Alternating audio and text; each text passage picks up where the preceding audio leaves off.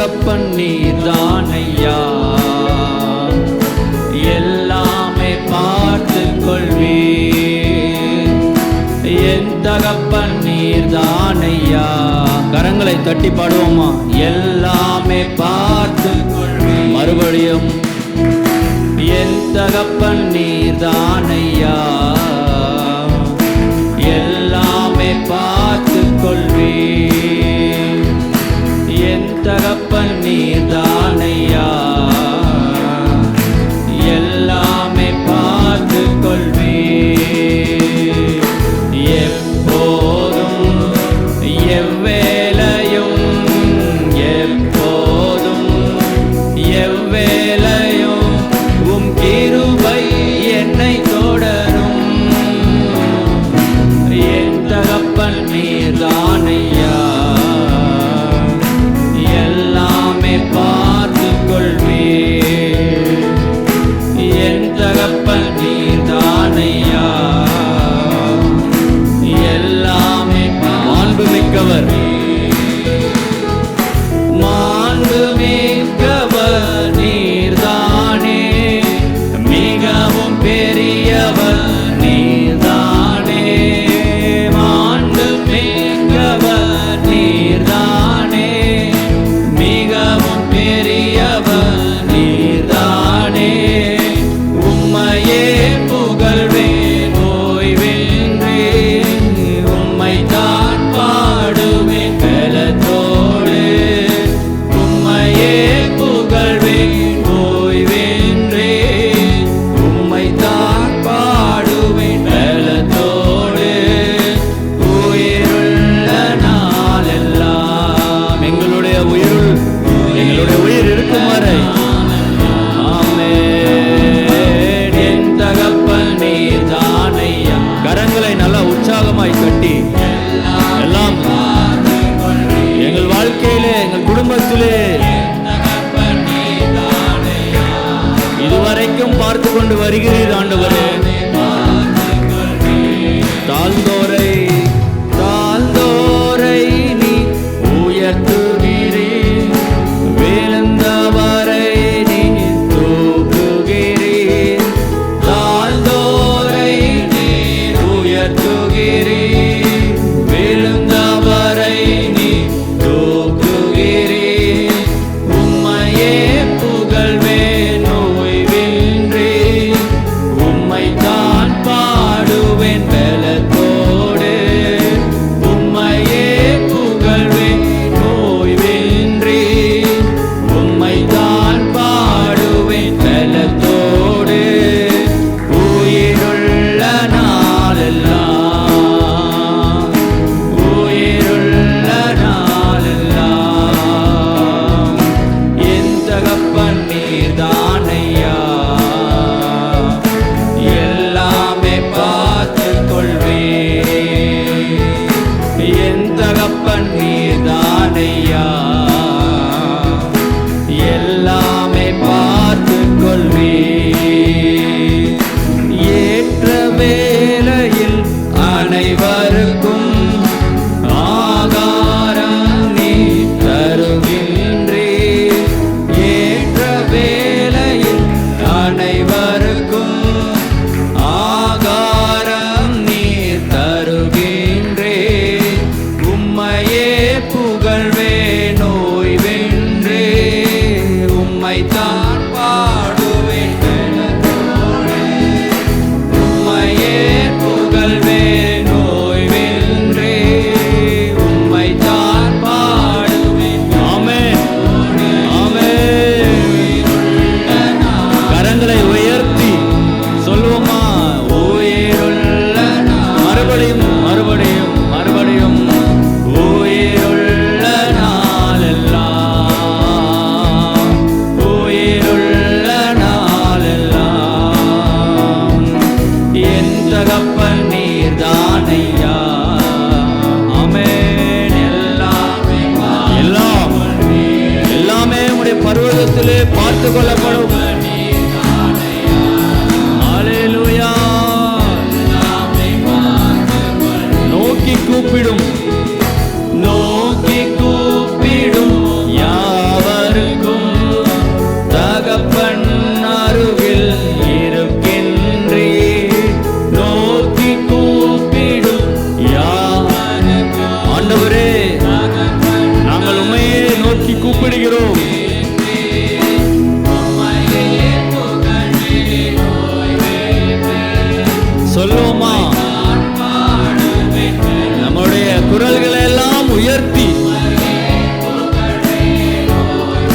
கரங்களை எல்லாம் உயர்த்தி ஆமென். உயிருள்ள நாளெல்லாம் ஹல்லேலூயா, உயிருள்ள நாளெல்லாம் ஆமென். என் தகப்பன் நீதானையா, நீங்க மாத்திரம், நீங்க தான் ஆண்டவரே எங்கள் தகப்பன். ஒரு தகப்பன் பிள்ளைக்கு எல்லாவற்றையும் செய்வான். எல்லாமே அன்பு கூறுகின்ற அனைவரையும் காப்பாற்றும் தெய்வம் நீர்தானே. அன்பு கூறுகின்ற அனைவரையும் காப்பாற்றும் தெய்வம் நீர்தானே. உம்மையே புகழ்வேன் ஓய்வேன்றே, உம்மைதான் பாடுவேன் பலத்தோடு. உம்மையே புகழ்வேன் ஓய்வென்றே, உம்மைதான் பாடுவேன் பலத்தோடு. உயிருள்ள நாளெல்லாம் ஹல்லேலூயா, உயிருள்ள நாளெல்லாம் என் தகப்பன், என் தகப்பன் நீதானையா. எல்லாமே பார்த்துக்கொள்வீர். ஆமென். என் தகப்பன் நீதானையா, எல்லாமே பார்த்துக்கொள்வீர். கரங்களை தட்டி நீர் எல்லாவற்றையும் பார்த்துக் கொள்வீர் ஆண்டவரே. நாங்கள் விசுவாசிக்கிறோம், நீர் எல்லாவற்றையும் பார்த்துக் கொள்வீர்.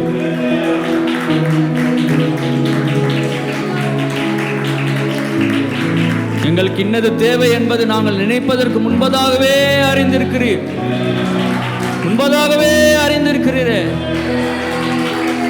எத்தனை நல்ல தெய்வமாய் அவர் இருக்கிறார்.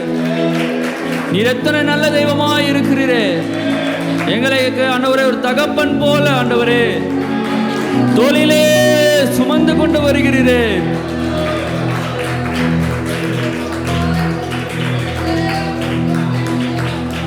யார் கைவிட்டாலும் தகப்பன் நீர் எங்களை சேர்த்துக் கொள்கிறீரே. உமக்கே ஆராதனைகள் ஆண்டவரே. கடந்த ஞாயிறுக்கு முந்தைய ஞாயிறிலே ஸ்பிரிச்சுவல் லாக்சிட்டி என்ற தலைப்பிலே நாம் தியானித்தோம். ஞாபகம் இருக்கும் என்று கிறிஸ்துவுக்குள் நம்புகிறேன். விழிப்பில்லாத மெத்தனம், ஆவிக்குரிய இளக்காரம், கவனக்குறைவு. கடந்த ஞாயிறிலே ஸ்பிரிச்சுவல் டெனாசிட்டி என்று பார்த்தோம். விடாப்பிடியான தீர்மானம். நாம் எப்படி காட்சி அளிக்கிறோம்? விழிப்பில்லாத மெத்தனம் உள்ளவர்களாய் வாழ்ந்து கொண்டிருக்கிறோமா? அல்லது கானானிய ஸ்திரீயைப் போல நான் விடாப்பிடியாய் ஒரு தீர்மானத்தோடு கிறிஸ்துவை பின்தொடருவேன் என்ற அர்ப்பணிப்பிலே வாழ்ந்து கொண்டிருக்கிறோமா? நீங்கள் எந்த பட்டியலிலே காணப்படுகிறீர்கள்? கர்த்தர் நம் ஒவ்வொருவரையும் ஆவிக்குரிய காரியங்களிலே வளர்ந்தோங்க செய்வாராக. இந்த நாளிலும் நம்முடைய தூது தலைப்பு அவர் பாஸ்ஓவர் lamb ஜீசஸ் கிரைஸ்ட், நம்முடைய பஸ்காவாகிய கிறிஸ்து என்ற தலைப்பிலே நாம் வேத வசனத்தை தியானிப்போம். கர்த்தருடைய கரங்களிலிருந்து பரிபூரண நன்மைகளை பெற்றுக்கொள்ளுவோம். 1 கொரிந்தியர் 5ஆம் அதிகாரம் 7ஆம் வசனம். 1 கொரிந்தியர் நீங்கள்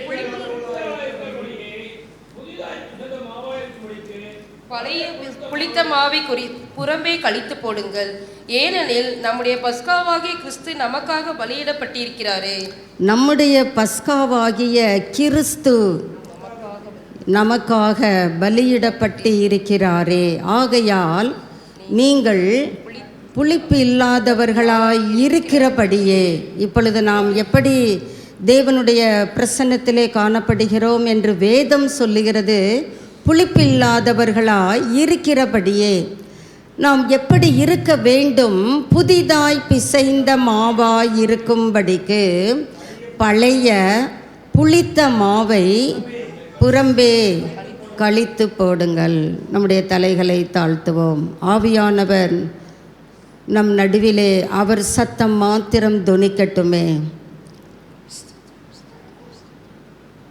பேசும் ஆண்டவரே, எங்களோடு இடைப்படுங்க. உம்முடைய சத்தம் கேட்டு உம்முடைய சித்தம் செய்யத்தக்கதாக இந்த பரிசுத்த ஓய்வு நாளின் காலை வேளையிலே எங்களை தூயாதி தூயவரே உம்முடைய கரங்களிலே அர்ப்பணிக்கிறோம். நாங்கள் உம்முடைய சத்தம் கேட்கக்கூடாதபடி தடையாய் காணப்படுகிற எல்லா மேட்டிமையான எண்ணங்களும், எல்லா பெருமைகளும் இயேசு கிறிஸ்துவுக்கு கீழ்ப்படிய சிறைப்பட்டு போகட்டும் ஐயா. எங்களுக்காக பலியிடப்பட்டிருக்கிற பஸ்காவாகிய கிறிஸ்துவே, உம்முடைய நாமத்தை உயர்த்துகிறோம் ஐயா. மகா உன்னதமானவரே, எங்கள் நடுவிலே நீர் மாத்திரம் ஆளுகை செய்வீராக. இதற்கு விரோதமாய் எழும்புகிற எல்லா அந்தகார வல்லமைகளும் இயேசு கிறிஸ்துவின் நாமத்தினாலே கடிந்து கொள்ளப்படுவதாக. எங்களை தாழ்த்தி அர்ப்பணிக்கிறோம். இயேசுவின் நல்ல நாமத்தில் பிதாவே, ஆமென். இயேசு கிறிஸ்து சிலுவையிலே நமக்காக பலியிடப்பட்டதன் மூலமாக யூதர்களுடைய அந்த பலி முறையை, அந்த பஸ்கா பலியை, அந்த சாக்கிரமந்தை நமக்காக நிறைவேற்றி இருக்கிறதை பவுல் அப்போஸ்தலன் கொரிந்திய சபைக்கு கூறுகிறதை பார்க்க முடியும். இதை குறித்து நாம் சற்று பழைய ஏற்பாட்டிற்கு நம்முடைய கவனத்தை கொண்டு வருவோமானால், யாத்திராகமம் 12ஆம் அதிகாரம் முதல் 11 வசனங்களை நாம் வாசித்து பார்ப்போமேயானால், இந்த பஸ்காவாகிய கிறிஸ்துவினுடைய தகுதிகளை குறித்து பிதா அங்கே வரையறுக்கிறதை பார்க்க முடிகிறது. 11வது வசனத்துக்கு நாம் வருவோம். அந்த பஸ்கா பலியை, நமக்காக அடிக்கப்பட்ட ஆட்டுக்குட்டியானவரை நாம் புசிக்க வேண்டும். அப்படி என்றால் அவருடைய மாம்சத்தை, அவருடைய இரத்தத்தை புசிப்பதா? அல்ல. அதை குறித்து நாம் பார்க்கலாம். நீங்கள் உங்கள் அறைகளில் எப்படி நாம் பஸ்கா பலியை நாம் நம்முடைய வாழ்க்கையிலே அனுசரிக்க வேண்டும் என்பதை பிதா அங்கே கட்டளையாக கொடுக்கிறார். உங்கள் அறைகளில் கச்சை கட்டிக்கொண்டும் உங்கள் கால்களில் அறைகளிலே என்ன இருக்க வேண்டும்? கச்சை. கச்சை ஸ்ட்ராங், கெட்டியாக, டைட்டாக இருக்குமே. ஆனால் நாம் எந்தவித பதட்ட நிலைமை இல்லாதபடிக்கு கர்த்தருடைய அந்த பஸ்கா பலியை நாம் புசிக்க இயலும். கால்களில் ஆயத்தம் என்னும் பாதரட்சை, எபேசியர் 6ஆம் அதிகாரத்திலே நாம் வாசிக்க முடியும். ஆயத்தம் என்னும் பாதரட்சையை நாம் கால்களில் அணிந்து கொண்டவர்களாக, தொடுத்து கொண்டவர்களாக எப்பொழுதும் காணப்பட வேண்டும். நாம் எப்படி ஆலயத்திற்கு வரும்போது ஆயத்தம் பண்ணுகிறோம், ஆனால் பஸ்கா பலியை எந்த நிலைமையிலும் ஆயத்தத்தோடு இருந்து அதை அனுசரிக்க வேண்டும் என்பது கர்த்தருடைய சட்டம். உங்கள் கையில் தடி பிடித்து கொண்டும், ஏங்க அந்த பஸ்கா பலியை ஈ மொய்க்குமா என்ன? தடி பிடித்தா அதை, அந்த ஈயை துரத்துவதற்கா? அல்ல. கையிலே தடி பிடித்து கொண்டு எப்படி புசிக்கணுமா? வேகமாய். ஸ்லோ ஈட்டர் இங்கே செல்லுபடியாக மாட்டார்கள். தீவிரமாய் புசிக்க கடவீர்கள். அது கண்டிப்பாக நாம் நிறைவேற்ற வேண்டிய பஸ்கா. ஏன் அந்த அளவிற்கு பிதா முக்கியத்துவம் கொடுக்கிறார்? அது எதுவாம்? கர்த்தருடைய பஸ்கா. இதை தான் பவுல் கொரிந்திய சபைக்கு அழகாக எழுதுகிறார். நம்முடைய பஸ்காவாகிய கிறிஸ்து நமக்காக பலியிடப்பட்டிருக்கிறார். இதை குறித்து சற்று நாம் தியானித்து அடுத்த பகுதிக்குள்ளாக போகலாம். உபாகமம் 16ஆம் அதிகாரம் 3வது வசனத்தை வாசிக்கலாம். உபாகமம் 16:3. நீ எகிப்து தேசத்திலிருந்து புறப்பட்ட நாளை, இந்த பஸ்காவை குறித்து அங்கே தெளிவாய் நாம் வாசிக்க முடிகிறது. நீ எகிப்து தேசத்திலிருந்து புறப்பட்ட நாளை நீ உயிரோடு இருக்கும் நாளெல்லாம் நினைக்க வேண்டும். பஸ்கா நமக்காக பலியிடப்பட்டிருக்கிறாரே, ஏதோ வருடத்தில் ஒரு நாள் பெரிய வெள்ளி, ஏதோ வருடத்திலே ஒரு நாள் கிறிஸ்து உயிர்த்தெழுந்தார் அல்ல. நாம் எப்பொழுதும் உயிரோடு இருக்கிற நாட்களில் எல்லாம் நாம் பஸ்கா பலியை நினைக்கும்படி பஸ்கா பலியுடனே புளிப்புள்ள அப்பம் புசியாமல் சிறுமையின் அப்பமாகிய புளிப்பில்லாத அப்பங்களை 7 நாள், வாரத்துக்கு எத்தனை நாளுங்க இருக்கு? 7 நாள். திரும்ப அடுத்த வாரம் வரும் 7 நாள். அப்படி என்றால் throughout our lifetimes, உயிரோடு இருக்கும் நாளெல்லாம்னு முதல்லையே கர்த்தரே சொல்லிட்டாரு. திரும்ப சொல்லுகிறார் 7 நாள் வரைக்கும் புசிக்க கடவாய். இங்கேயும் கர்த்தர் சொல்றார் பாருங்க, தீவிரம். நீ தீவிரமாய் எகிப்து தேசத்திலிருந்து. ஏன் அந்த தீவிரம்? நீ எகிப்து தேசத்திலிருந்து புறப்பட்டபடியினால் இப்படி செய்ய வேண்டும். மறுபடியுமாக நம்ம யாத்திராகமம் 12ஆம் அதிகாரத்தை நாம் கரங்களில் அதை வைத்து கொள்ளுவோம். ஏசாயாவுக்கு திரும்பலாம். 48ஆம் அதிகாரம் 20வது வசனம். நம்ம எகிப்து எது? ஆண்டவர் தீர்க்கன் ஏசாயாவை கொண்டு சொல்லுகிறார். ஏசாயா 48:20 வாசிக்கலாம். பாபிலோனிலிருந்து புறப்படுங்கள். பாபிலோன் என்றால் உலகம், எகிப்து என்றால் உலகம். நாம் உலகத்தில் இருந்து என்ன செய்ய வேண்டுமா? புறப்படுங்கள். எப்படி புறப்படணும்? தீவிரமாய் ஆயத்தம் என்னும் பாதரட்சையை கால்களில் தொடுத்து கொண்டவர்களாக, கையில் வசனம். நீங்கள் 149ஆம் சங்கீதத்திலே பார்ப்பீர்களானால் வாயிலே கர்த்தரை உயர்த்தும் துதியும், கரங்களிலே கர்த்தருடைய பட்டயமும் இருக்க வேண்டும். கர்த்தருடைய பட்டயம் நமக்கு எது? அவருடைய வசனம் என்னும் பட்டயம். நம்முடைய கரங்களிலே, உங்கள் கரங்களிலே தடி இருக்கிறதா என்று பரிசீலனை செய்து கொள்ள வேண்டும். பாபிலோனிலிருந்து என்ன செய்யுங்க? புறப்படுங்கள், கல்தேயரை விட்டு ஓடி வாருங்கள். ஏன் இந்த தீவிரம்? கர்த்தர் தம்முடைய தாசனாகிய யாக்கோபை மீட்டு கொண்டார் என்று சொல்லுங்கள்.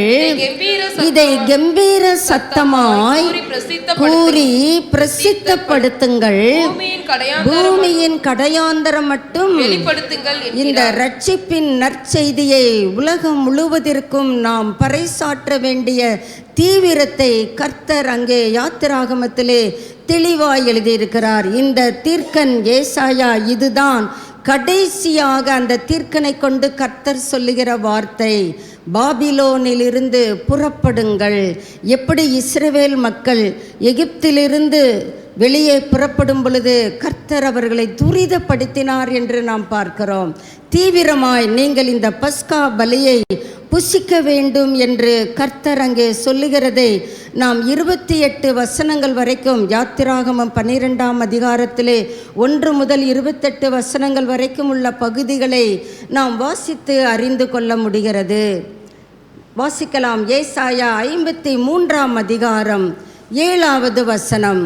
நம்முடைய பஸ்காவாகிய கிறிஸ்து பலியிடப்பட்டிருக்கிறதனுடைய நோக்கம் அங்கே தெளிவாக எடுத்து இயம்புகிறது. தீர்க்கனை கொண்டு வாசிக்கலாம். அவர் நெருக்கப்பட்டும் ஒடுக்கப்பட்டும் இருந்தார். சிறுமையின் அந்த அப்பம் என்று நாம் உபாகமத்திலே வாசித்தோம்.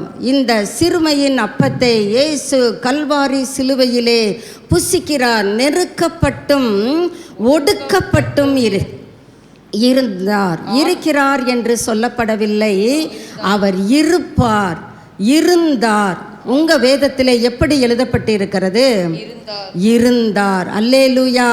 நமக்காக கல்வாரி சிலுவையிலே அவர் ஒடுக்கப்படுகிற அனுபவத்தை கடந்து வந்து விட்டார். அவர் நெருக்கத்தின் பாதையிலே கடந்து வந்திருக்கிறார். என்னை கேட்டுக்கொண்டிருக்கிற அருமையான சகோதரா சகோதரி, நான் நெருக்கத்தில் இருக்கிறேன். யார்கிட்ட நான் என்னுடைய இதய பாரத்தை பகிர்ந்து கொள்ள முடியும்? கர்த்தர் சொல்லுகிறார், உங்களுக்காக அவர் நெருக்கப்பட்டு விட்டார். ஐயோ, நான் ஒடுக்கப்பட்டு இருக்கிறேனே, மனிதர்கள் என்னை ஒடுக்குகிறார்கள், காரணம் இல்லாமல் அநியாயமாக என்னை ஒடுக்குகிறார்களே, எனக்கு மனம் துவண்டு போகிறதே, சோர்ந்து போகிறதே என்று சோர்ந்து போய் வந்திருக்கிற ஆத்துமாவே, கர்த்தர் உனக்கு சொல்லுகிறார், அவர் நெருக்கப்பட்டும் ஒடுக்கப்பட்டும் இருந்த பொழுதிலும் தம்முடைய வாயை அவர் என்ன செய்யவில்லை? திறக்கவில்லை. அவர் அடிக்கப்படும்படி கொண்டு போகப்படுகிற ஒரு ஆட்டுக்குட்டியை போல. அதைத்தான் யோவான் ஸ்நானகன் சொல்லுகிறார், இதோ உலகத்தின் பாவத்தை சுமந்து தீர்க்கிற தேவ ஆட்டுக்குட்டி. யோவான் 1:29 நாம் வாசித்து அறிய முடிகிறது. தன்னை மயிர் கத்தரிக்கிறவனுக்கு முன்பாக சத்தமிடாதிருக்கிற ஆட்டை போலவும் அவர் தம்முடைய வாயை திறவாதிருந்தார். இன்னுமாக நம்ம வாசிக்கலாம். ஏசாயா புஸ்தகத்தை திருப்பிக் கொள்ளுவோம். 52ஆம் அதிகாரம் 12ஆம் வசனத்தை வாசிக்கலாம். நீங்கள் தீவிரித்து எப்படி புறப்பட வேண்டுமாம்? அந்த தீவிரம் என்கிற பதத்தை ஒவ்வொரு தேவ வார்த்தையிலும் நாம் வாசிக்க முடிகிறது. தீவிரித்து புறப்படுவதில்லை. அங்கே சொன்னாரு தீவிரமா கிளம்புங்கன்னார்.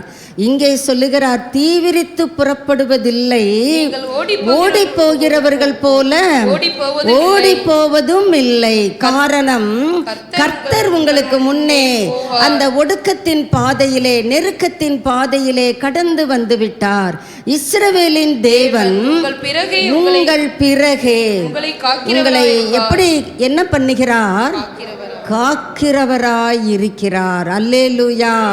என்னை காக்கிற தெய்வம் எனக்கு இருக்கும் பொழுது நான் ஏன் கலங்கி திரிய வேண்டும்? சங்கீதக்காரன் அப்படிதான் சொல்லுகிறான், நான் ஏன் துக்கத்துடனே திரிய வேண்டும்? என் ஆத்துமாவே திகையாதே, தேவனுக்கு முன்பாக என்னுடைய துதியை உயர்த்துவேன்.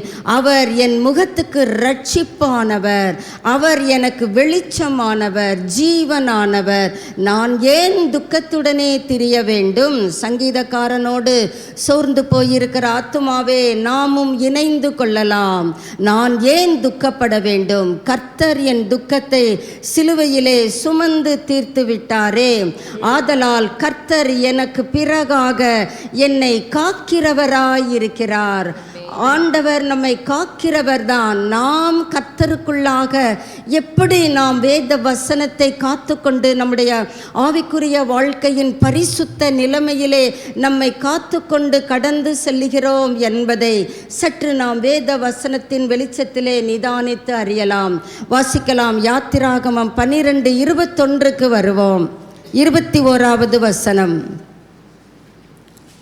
அப்பொழுது மோசே இஸ்ரேல் மூப்பர் யாவரையும் அழைப்பித்து, நீங்கள் உங்கள் குடும்பங்களுக்கு தக்கதாக ஆட்டுக்குட்டியை தெரிந்தெடுத்துக் கொண்டு பஸ்காவை அடித்து, நமக்காக பஸ்கா பலியிடப்பட்டிருக்கிறார். அந்த பஸ்கா ரத்தத்தை நாம் என்ன செய்ய வேண்டும்? 22க்கு வருவோம். ஈசோப்பு கொழுந்துகளின் கொத்தை. ஈசோப்பு என்பது ஒரு வகையான புல் என்று சொல்லுகிறார்கள். அந்த புல்லை கோர்வையாக கோர்த்து ஒரு கொத்தாக கையில் எடுத்து கிண்ணையில் இருக்கும் இரத்தத்தில் தோய்த்து அந்த இரத்தத்தை வாசல் நிலைக்கால்களில் மேற்சட்டத்திலும் நிலைக்கால்கள் இரண்டிலும் தெளியுங்கள். இப்போ கர்த்தர் சொல்லுகிற அடுத்த ஆலோசனை, விடியற் காலம் வரைக்கும் உங்களில் ஒருவரும் வாசலை விட்டு புறப்பட வேண்டாம். ஏனென்றால் சங்கார தூதன் கிளம்பி வந்து கொண்டிருக்கிறான். உங்கள் வீட்டை விட்டு நீங்கள் என்ன செய்யக்கூடாது? வெளியே வந்துடாதீங்க. வந்தீங்கன்னா நான் பொறுப்பு அல்ல என்பதை கர்த்தர் மறைமுகமாக சுட்டி காட்டுகிறார். அடுத்த வார்த்தையில் சொல்கிறார் பாருங்க, கர்த்தர் எகிப்தியரை அதம் பண்ணுகிறதற்கு கடந்து வருவார். ஒரு இடத்துல சங்கார தூதன் என்று சொல்லப்பட்டு இருக்கிறது. ஆனால் இங்கே கர்த்தர் நேரடியாக தம்மை அங்கே வெளிப்படுத்துகிறார். கர்த்தரே எகிப்தியரை என்ன செய்வாராம்? அதனால தான் கர்த்தர் இந்த காலை வேளையிலே நம்மை பார்த்து சொல்லுகிறார், எகிப்தை விட்டு வெளியே வாங்க, பாபிலோனை விட்டு வெளியே வாங்க. இந்த பாபிலோன், இந்த எகிப்து குறுகிய காலங்களுக்குள்ளாக அக்கினியினால் அழிக்கப்படக்கூடிய நிலைமைக்கு கடந்து கொண்டிருக்கிறது. இந்த காலையிலே கர்த்தர் சபைக்கு எச்சரிப்பாக சொல்லுகிறார், நீங்கள் ஒருவரும் உங்கள் வீட்டிலிருந்து வெளியே புறப்பட வேண்டாம். உங்கள் வீடு என்று சொல்லும் பொழுது அது ஆவிக்குரிய நிலைமை. அந்த ஆவிக்குரிய நிலைமையிலே நீங்கள் வெளியே என்ன செஞ்சிடாதீங்க, உங்கள் பரிசுத்தத்தை விட்டு பரிசுத்த கேட்டுக்கு போய்விடாதீர்கள். உன்னதமானவருடைய நிழலை விட்டு வெளியே வந்து விடாதீர்கள். மறைவிலே தங்கி கொண்டால் கர்த்தருடைய பாதுகாப்பு உங்களுக்கு நிச்சயமாக உண்டு. ஏன் எகிப்தியரை அதம் பண்ண வேண்டும்? அந்த அளவிற்கு கர்த்தர் இரக்கம் இல்லாதவரா? அவர் இரக்கத்தில் ஐஸ்வர்யம் உள்ளவர்.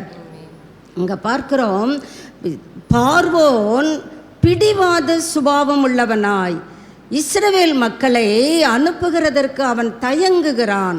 எனக்கு வேலைக்கு ஆள் வேணுமே, எனக்கு வைக்கோல் பறிக்கிறதற்கு ஆள் வேணுமே. கொடுமையாக நடத்துகிறதை கர்த்தராலே சகிக்க முடியவில்லை. எகிப்தியருடைய கூக்குரல் கேட்பது அடுத்த விஷயம். கர்த்தர் இவர்களுடைய சிறுமையை பார்த்து, இவர்கள் ஒடுக்கப்படுகிற அவல நிலைமையை கண்டு மனதுருகி அங்கே ஆடு மேய்த்து கொண்டிருந்த மோசேயை அழைக்கிறார். நீ வா, என் ஜனத்தை நீ கானானுக்குள்ளே எனக்கு ஆராதனை செய்ய கொண்டு வர வேண்டும். இந்த எகிப்தியருடைய பிடிவாதத்தினாலே தான், பார்வோனுடைய கீழ்ப்படியாமையினாலே தான் ஆண்டவருக்கு ஆராதனை செய்ய இஸ்ரவேல் ஜனங்களை அவன் அனுமதிக்க மறுத்ததினால தான் கர்த்தர் என்ன செய்கிறார்? சங்கார தூதனை, கர்த்தரே எகிப்தியரை அதம் பண்ணுகிறார். ஒரு வீட்டிலும் அரசன் முதல் சிறைச்சாலையில் இருக்கிற கைதியின் வீடு வரைக்கும் இருக்கிறவர்களுடைய முதற் பேரை கர்த்தர் தொடுகிறார். அங்கே ஒரே அழுகை, ராத்திரி திடீர்னு பார்த்தா அலறல். இந்த குடும்பத்தில் அழுக சத்தம் கேட்குதேன்னு ஓடி பார்த்தா அவங்க சொந்த குடும்பத்திலேயே அழுக. காரணம், எல்லா குடும்பங்களிலும் முதற் பேரான அனைத்தும் அங்கே கர்த்தரால் சங்கரிக்கப்படுகிற நிலைமை. அப்படி இருந்த பொழுதிலும் கர்த்தர் தம்முடைய பிள்ளைகளை பாதுகாத்து கொள்ளுவதற்கு அவர் எத்தனை சிரத்தை உள்ளவராயிருக்கிறார். நீங்கள் அந்த ஆட்களோட சங்காரம் ஆகக்கூடாது என்றால் நீங்கள் உங்கள் வீட்டை விட்டு நீங்கள் என்ன பண்ணக்கூடாது? வெளியே வரப்படாது. நீங்கள் 23வது வசனத்துக்கு வருவோம். கர்த்தர் எகிப்தியரை அதம் பண்ணுகிறதற்கு கடந்து வருவார். நிலையின் மேல் சட்டத்திலும் வாசலின் நிலைக்கால்களில். இதுதாங்க பஸ்காவின் ஆட்டுக்குட்டியினுடைய விசேஷித்த தன்மை. ஆட்டுக்குட்டியானவருடைய இரத்தம் உங்கள் வீடுகளிலே தெளிக்கப்பட்டிருக்க வேண்டும். வாசல் நிலைகளிலே, ஜன்னல்கள் நிலைகளிலே, சட்டத்திலே, மேற்சட்டத்திலே, அந்த மேலே இருக்கிற நிலையிலே அங்கே இரத்தம் என்ன செய்ய வேண்டும்? தெளிக்கப்பட வேண்டும். இரத்தத்தை பார்க்கிற கர்த்தர் உங்களை அதம் பண்ண மாட்டார். நம்முடைய வீடுகளிலே, நம்முடைய சொந்த தனிப்பட்ட வாழ்க்கையிலே இயேசு கிறிஸ்துவினுடைய இரத்தத்திற்குள்ளாக நாம் வாழ வேண்டிய கடைசி நாட்களிலே இந்த அவசியத்தை ஆவியானவர் இந்த நாளிலே நமக்கு எச்சரிப்பாக சொல்லுகிறார். ஒருவேளை இது லெந்து கால செய்தி என்று நாம் நினைத்து கொண்டாலும் இது நாம் ஜீவிய கால பரியந்தமும் கடைபிடிக்க வேண்டிய ஒரு ஆசரிப்பு, ஒரு நியமம், ஒரு சட்டம், ஒரு லா என்று கர்த்தர் சொல்லுகிறார். கர்த்தர் அந்த இரத்தத்தை காணும்போது உங்கள் வீடுகளில் உங்களை அதம் பண்ணுகிறதற்கு அவர் என்ன செய்ய மாட்டார்? சங்கார தூதனை வர ஒட்டார். கிராஸ் பண்ணி போயிடு, அங்க என்ன இருக்குது? என்னுடைய இரத்தம் இருக்கிறது. இந்த காலை வேளையிலே உங்கள் மீது இயேசு கிறிஸ்துவினுடைய இரத்தம் தெளிக்கப்பட்டிருக்கிறதா? சற்று பரிசீலனை பண்ணிக்கொள்ளுவோம். உங்கள் குடும்பங்களிலே கதவுகளின் நிலையின் மேற்சட்டத்திலே, ஜன்னல் நிலைகளிலே இயேசு கிறிஸ்து நமக்காக பலியிடப்பட்டிருக்கிற கிறிஸ்துவின் இரத்தத்தை சங்கார தூதன் பார்த்தா உங்களை அதம் பண்ணுகிறதற்கு கர்த்தர் அங்கே அனுமதி கொடுப்பதில்லை. வாசற்படியை விலகி கடந்து போவார். இது நீங்கள் மட்டும்தான் செய்யணுமா? இல்லை இல்லை. ஆண்டவர் சொல்லுகிறார், உன் வாயில் அருளிய என் வார்த்தைகள், உன் மேல் இருக்கிற என் ஆவி உன்னை விட்டும் உன் சந்ததியை விட்டும் உன் சந்ததியினுடைய சந்ததியை விட்டும். கர்த்தர் நம்மை மாத்திரம் நினைவு கூறுகிறவர் அல்ல, நம்முடைய தலைமுறை, அடுத்த தலைமுறை, எள்ளு பேத்தி கொள்ளு பேத்தி, அந்த அடுத்த தலைமுறைகளிலே பரம்பரையாக நாம் இந்த இரத்தத்திற்குள்ளே வாழ வேண்டும். நம்முடைய பிள்ளைகளுக்கு அதை புகுத்த வேண்டும். ஆண்டவர் அதை சொல்லுகிறார் பாருங்க. 24க்கு வருவோம். இந்த காரியத்தை உங்களுக்கும் ஃபர்ஸ்ட் நீங்க கடைபிடிக்க வேண்டும். நீங்க கடைபிடிக்காத ஒன்றை உங்க பிள்ளைகிட்ட சொன்னீங்கன்னா அப்போ நீ பிள்ளைங்க கேட்பாங்க, அப்போ நீ அம்மா நீ செய்யலையா, அப்பா நீ செய்யலையா, எங்களுக்கு சொல்றியே. நீங்கள் செய்கிறதை உங்கள் பிள்ளைகள் பார்க்க வேண்டும். உங்கள் பரிசுத்தத்தை உங்கள் பிள்ளைகள் பார்க்க வேண்டும். நீங்கள் உங்கள் முழங்கால்களை உங்கள் பிள்ளைகள் பார்க்க வேண்டும். நீங்கள் வேதத்தை தியானிக்கிறத உங்கள் பிள்ளைகள் பார்க்க வேண்டும். அது சின்ன பிள்ளை, தவறாய் கணித்து விட வேண்டாம்.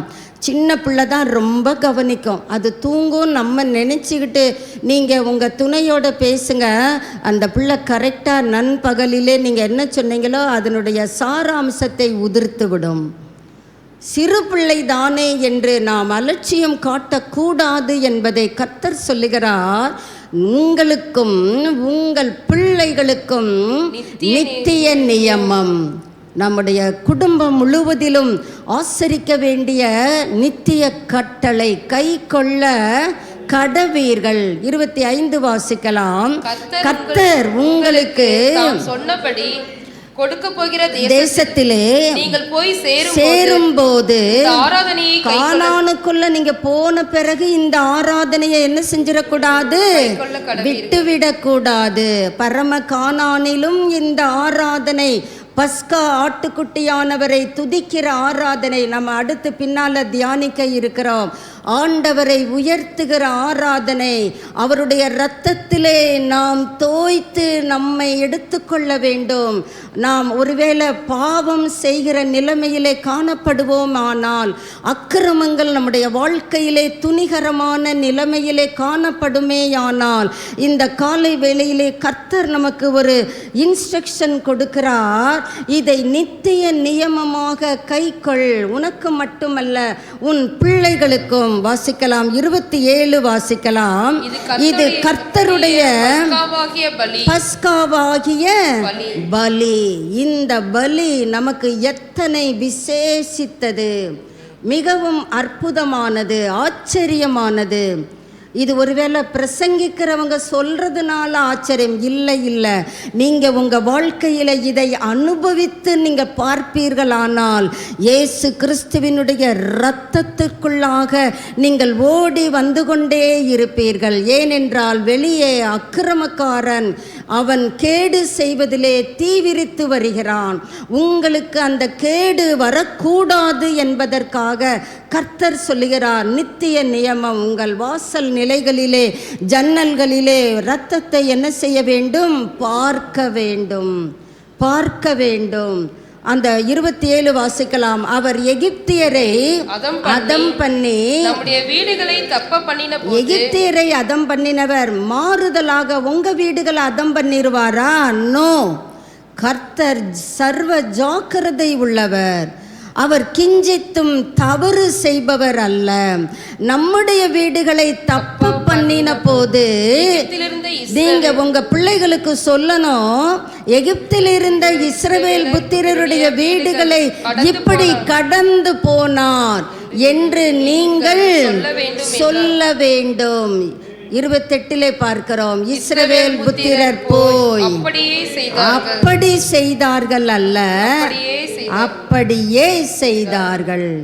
இதுதான் இந்த காலை வேளையிலே கர்த்தர் நமக்கு கொடுக்கிற மன்னா. அப்படியும் இப்படியும் செய்கிற அனுபவம் நித்திய நியமம் அல்ல. நான் எப்படி வேண்டுமானாலும் வாழ்வேன். சிலுவையிலே இருந்த கள்ளன் கடைசி நேரத்திலே அவன் இயேசுவோடு கூட பரதீசுக்கு போகவில்லையா?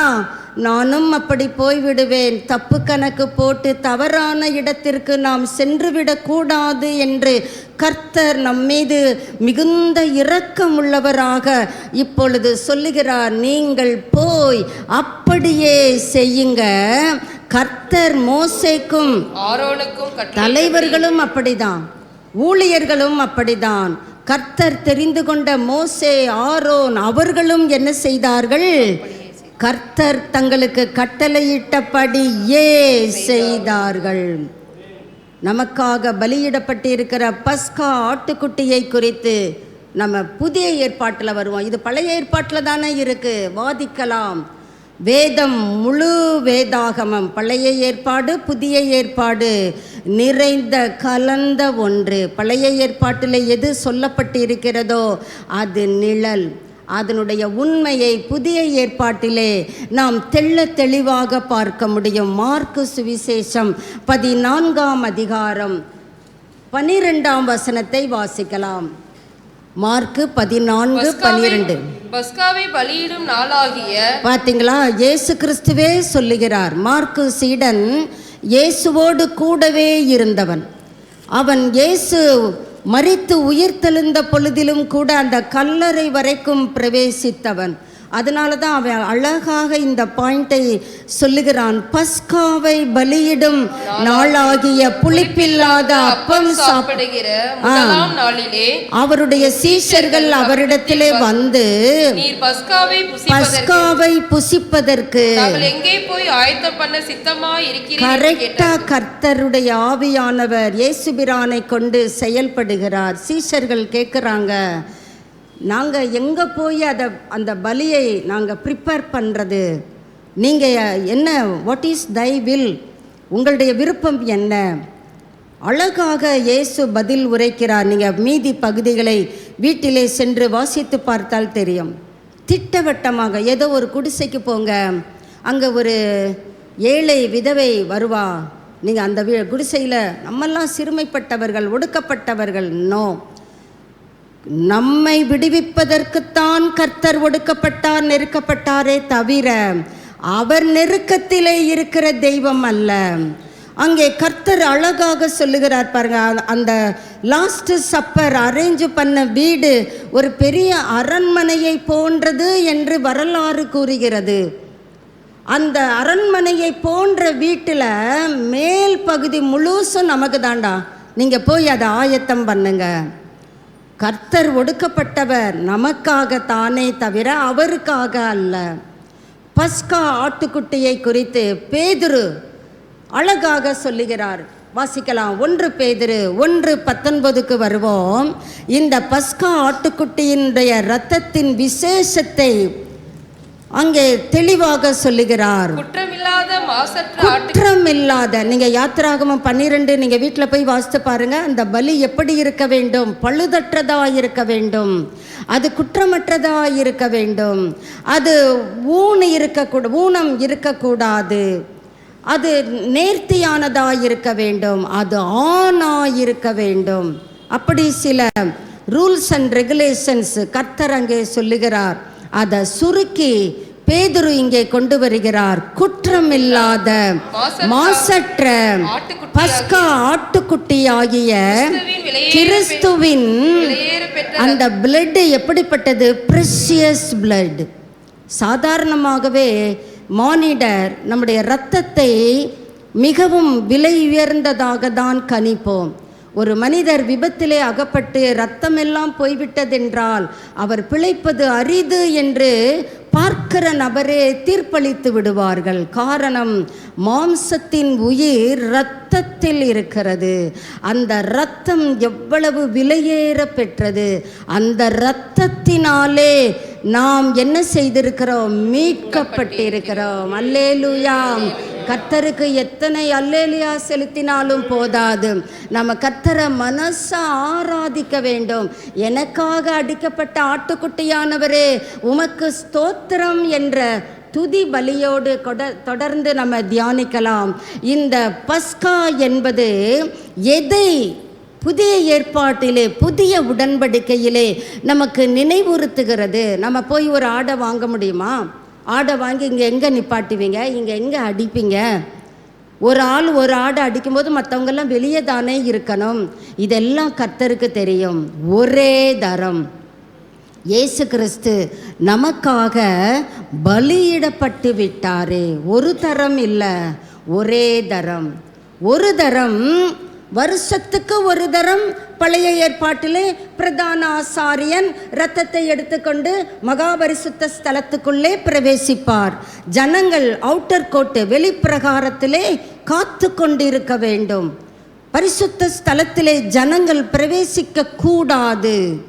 ஆசாரியன் வெளியே வர்றது வரைக்கும் ஜனங்கள் ஆயத்த நிலையிலே, அதாவது நின்ற நிலையிலே இருக்க வேண்டும். சில நேரம் நம்முடைய பலவீனத்தை சொல்லி நாம் அமர்ந்து கொள்ளுகிறோம். அப்படி அவுட்டர் கோர்ட்டில் நிற்கிற ஜனம் நிற்கத்தான் வேண்டுமே தவிர அமர்ந்திருக்க கூடாது. காரணம், ஆசாரியன் உள்ளே பலி செலுத்தி கொண்டிருக்கிறான். சப்போஸ் அந்த ஆசாரியன் ஒரு தேவனுடைய பார்வையிலே உகந்தவன் அல்ல என்று காணப்பட்டால் கர்த்தர் அவனை அடித்து விடுவார். அவ்வளவுக்கு கொடூரரா கர்த்தர் அல்ல. கர்த்தர் கிருபை உள்ளவர் தான். அதே நேரம் தீமையை அவர் சகிக்க மாட்டாதவர். அவர் பாவத்தை சீ என்று அருவருக்கிறவர்.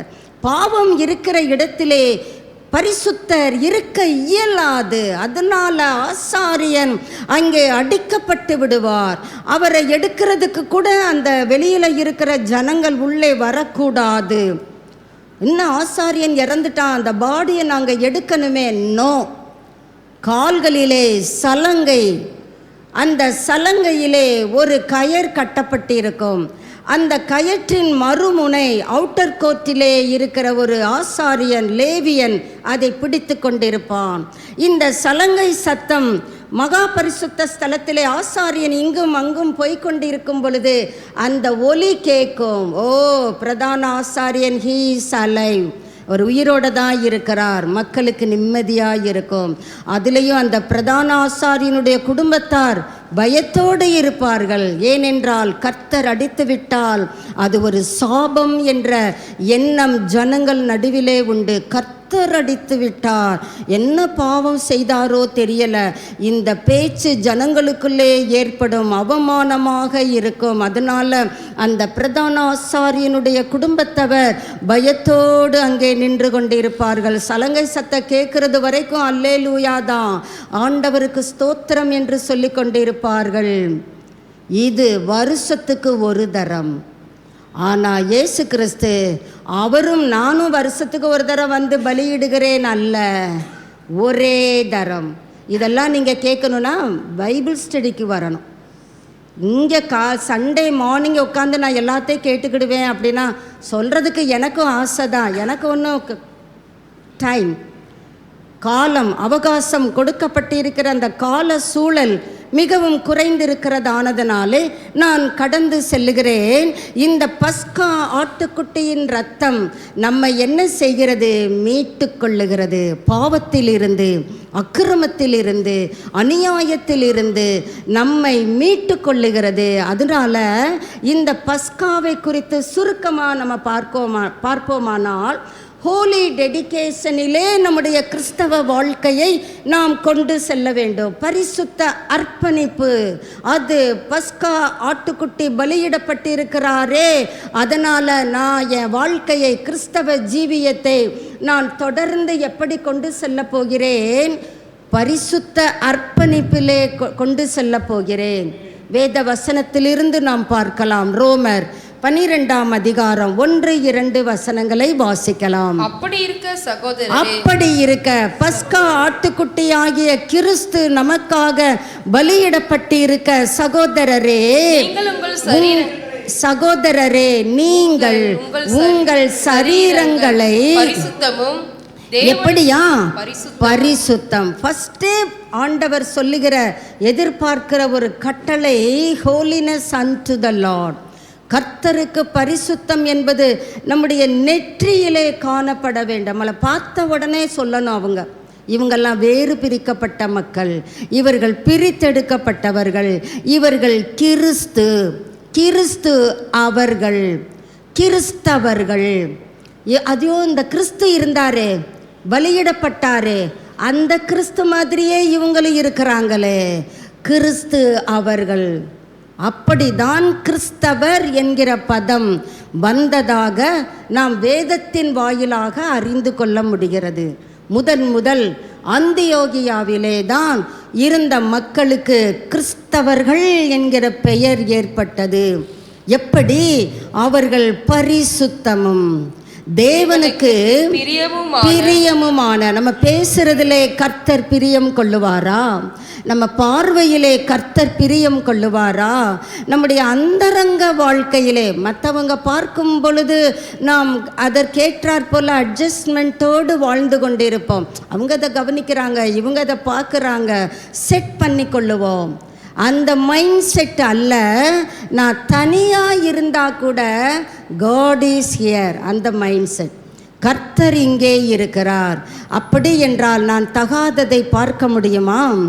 பரிசுத்தம் அல்லாததை பேச முடியுமா? பரிசுத்தம் அல்லாததை என் கரங்களிலே எடுக்க முடியுமா?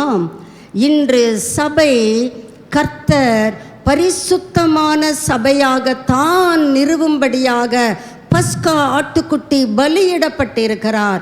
அதை குறித்து நம்ம வேதத்தில் பார்க்க முடியும். அதை பார்ப்பதற்கு நம்ம திருப்புவோம் பாருங்க. உங்களுக்கு பரிசுத்தமும் தேவனுக்கு பிரியமுமான ஜீவ பலியாக ஒப்பு கொடுக்கணும். ஏன்? சபையை கர்த்தர், வாசிக்கலாம் எபேசியர் 5ஆம் அதிகாரத்தை வருவோம். கர்த்தர் அங்கே தெளிவாக இந்த ரோமர் 12:1-2 காரியங்களை சொல்லுகிறார். 26வது 27வது வசனங்களை வாசிக்கலாம். தாம் அதை திருவசனத்தை கர்த்தரே சபையை என்ன செய்கிறார்? திருவசனத்தை கொண்டு தண்ணீர் முழுக்கினார். ஒரு வேத பண்டிதன் இயேசுவை ராத்திரி வேளையிலே சந்திக்க வருகிறான்.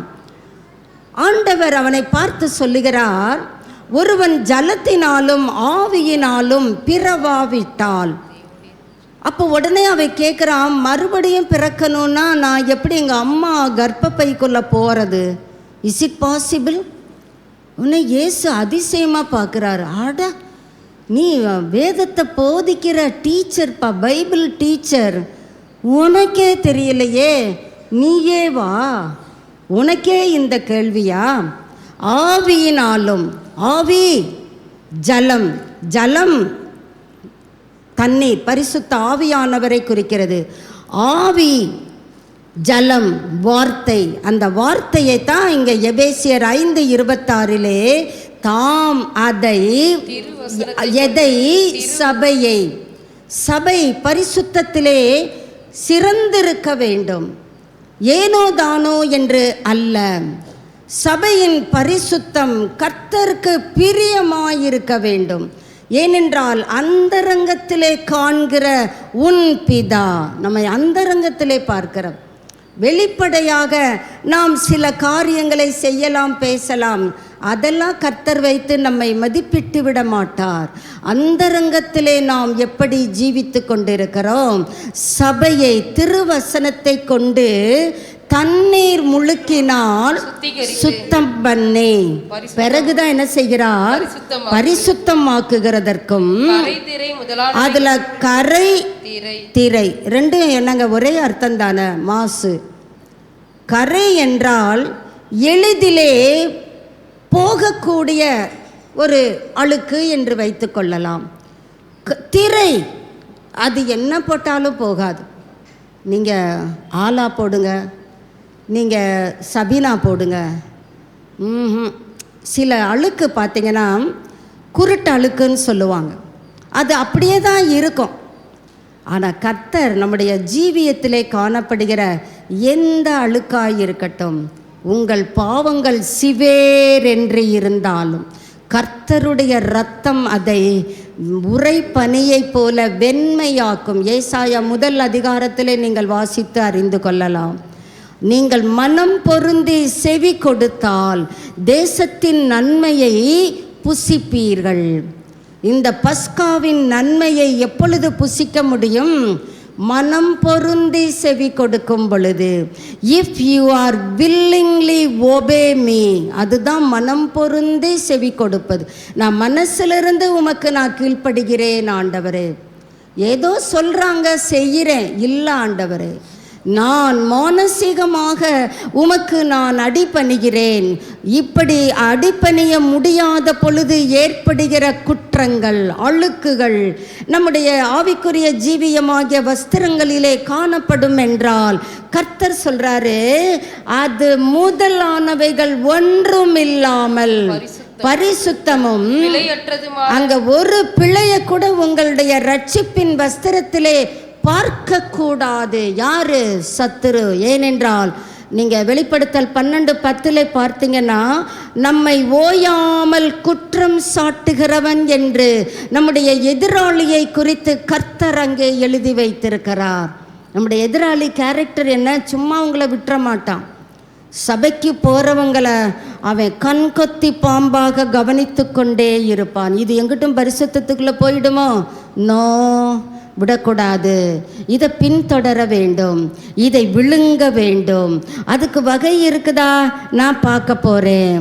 வகை இருக்காதபடி உன் வாழ்க்கையை வைத்துக்கொள் என்று கர்த்தர் சொல்லுகிறார்.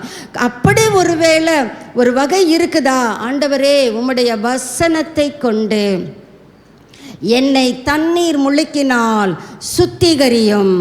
வார்த்தை அந்த அளவிற்கு நம்மை சுத்தம் செய்யக்கூடியது. அதனால தான் ஊழியக்காரங்க நம்மளை பார்த்து கேட்குறாங்க, இன்று வேதம் வாசித்தீர்களா? இந்த வேதம் எந்த புஸ்தகத்துக்கும் ஒரு அட்ஜெக்டிவ் கொடுக்கப்படலைங்க. இதுக்கு மட்டும்தான் பரிசுத்த வேதாகமம் என்று சொல்லப்பட்டிருக்கிறது. இது நம்மை பரிசுத்தத்திற்குள்ளாக, இந்த புஸ்தகத்தில் இருக்கிற 66 ஆலோசகர்களும் நம்மை நடத்துகிறவர்கள். இந்த வசனத்தை கொண்டு தண்ணீர் முழுக்கினால் சுத்திகரிக்கிற பஸ்கா ஆட்டுக்குட்டியானவர் சொல்லுகிறார், பிழையற்றதான மகிமையுள்ள சபையாக.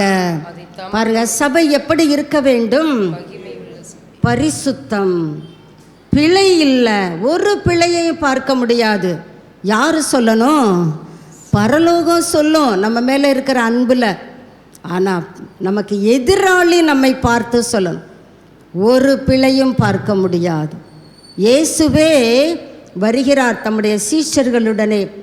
அப்பொழுது எதிராளியை குறித்து தம்முடைய சீஷர்கள்கிட்ட சொல்றாரு, இதோ உலகத்தின் அதிபதி வருகிறான். வந்தான்ல, அதான் வந்துகிட்டு இருக்கான், வருகிறான்.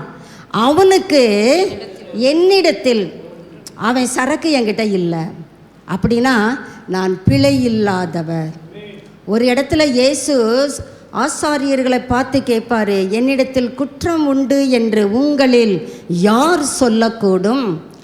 ஆனால் இன்னைக்கு இந்த மீடியாஸ் நெட்டுக்குள்ளே போனால் இயேசு திருமணமானவர்ன்றாங்க, அவருக்கு குழந்தை பிறந்ததுன்றாங்க, இவங்க தான் பிரசவம் பார்த்தது போல, இவங்க தான் சாலம்னை சர்வீஸ் நடத்தினது போல.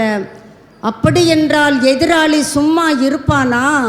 நான் சற்று யோசிக்கிறேன். இந்த கூகுளில் இப்படி போடுறாங்களே, எப்படி ஆண்டவரே நீர் மௌனமாய் இருக்கிறீர்? அது கிடக்கு, அது அசுத்த, அதை விடு. எதிராளி என்னை குறித்து குற்றம் சாட்ட முடிந்ததா? சவாலிடுகிறார். பிழையற்ற அதே போன்றே தம்முடைய மனவாட்டியாகிய சபையும், நீங்களும் நானும் தான் ஆட்டுக்குட்டியானவருடைய மனவாட்டி. ஆட்டுக்குட்டியானவருடைய கல்யாணம் வந்தது, அவருடைய மனைவி தன்னை ஆயத்தம் பண்ணினாள் என்று சொல்ல கேட்டே. ஆயத்தப்படுகிறோமா? பரலோகத்தின் சத்தம் ஆமென்றும் அல்ல என்றும் இராமல் ஆமென்றும் ஆமேன் என்றும் சொல்ல வேண்டுமே. நம்முடைய ஜீவியத்திலே பிழையில்லாது இருக்க வேண்டுமே. கரை திரை முதலானவைகள் ஒன்றும் இல்லாமல் எளிதில் போகக்கூடிய அழுக்கும் ஆனாலும் சரி, போகவே போகாது அப்படிப்பட்ட கரை, எந்த பாவமானாலும் இந்த வசனம் நம்மை சுத்திகரிக்கும். இந்த வசனத்திலே நாம் ஊன்ற கட்டப்பட வேண்டும்.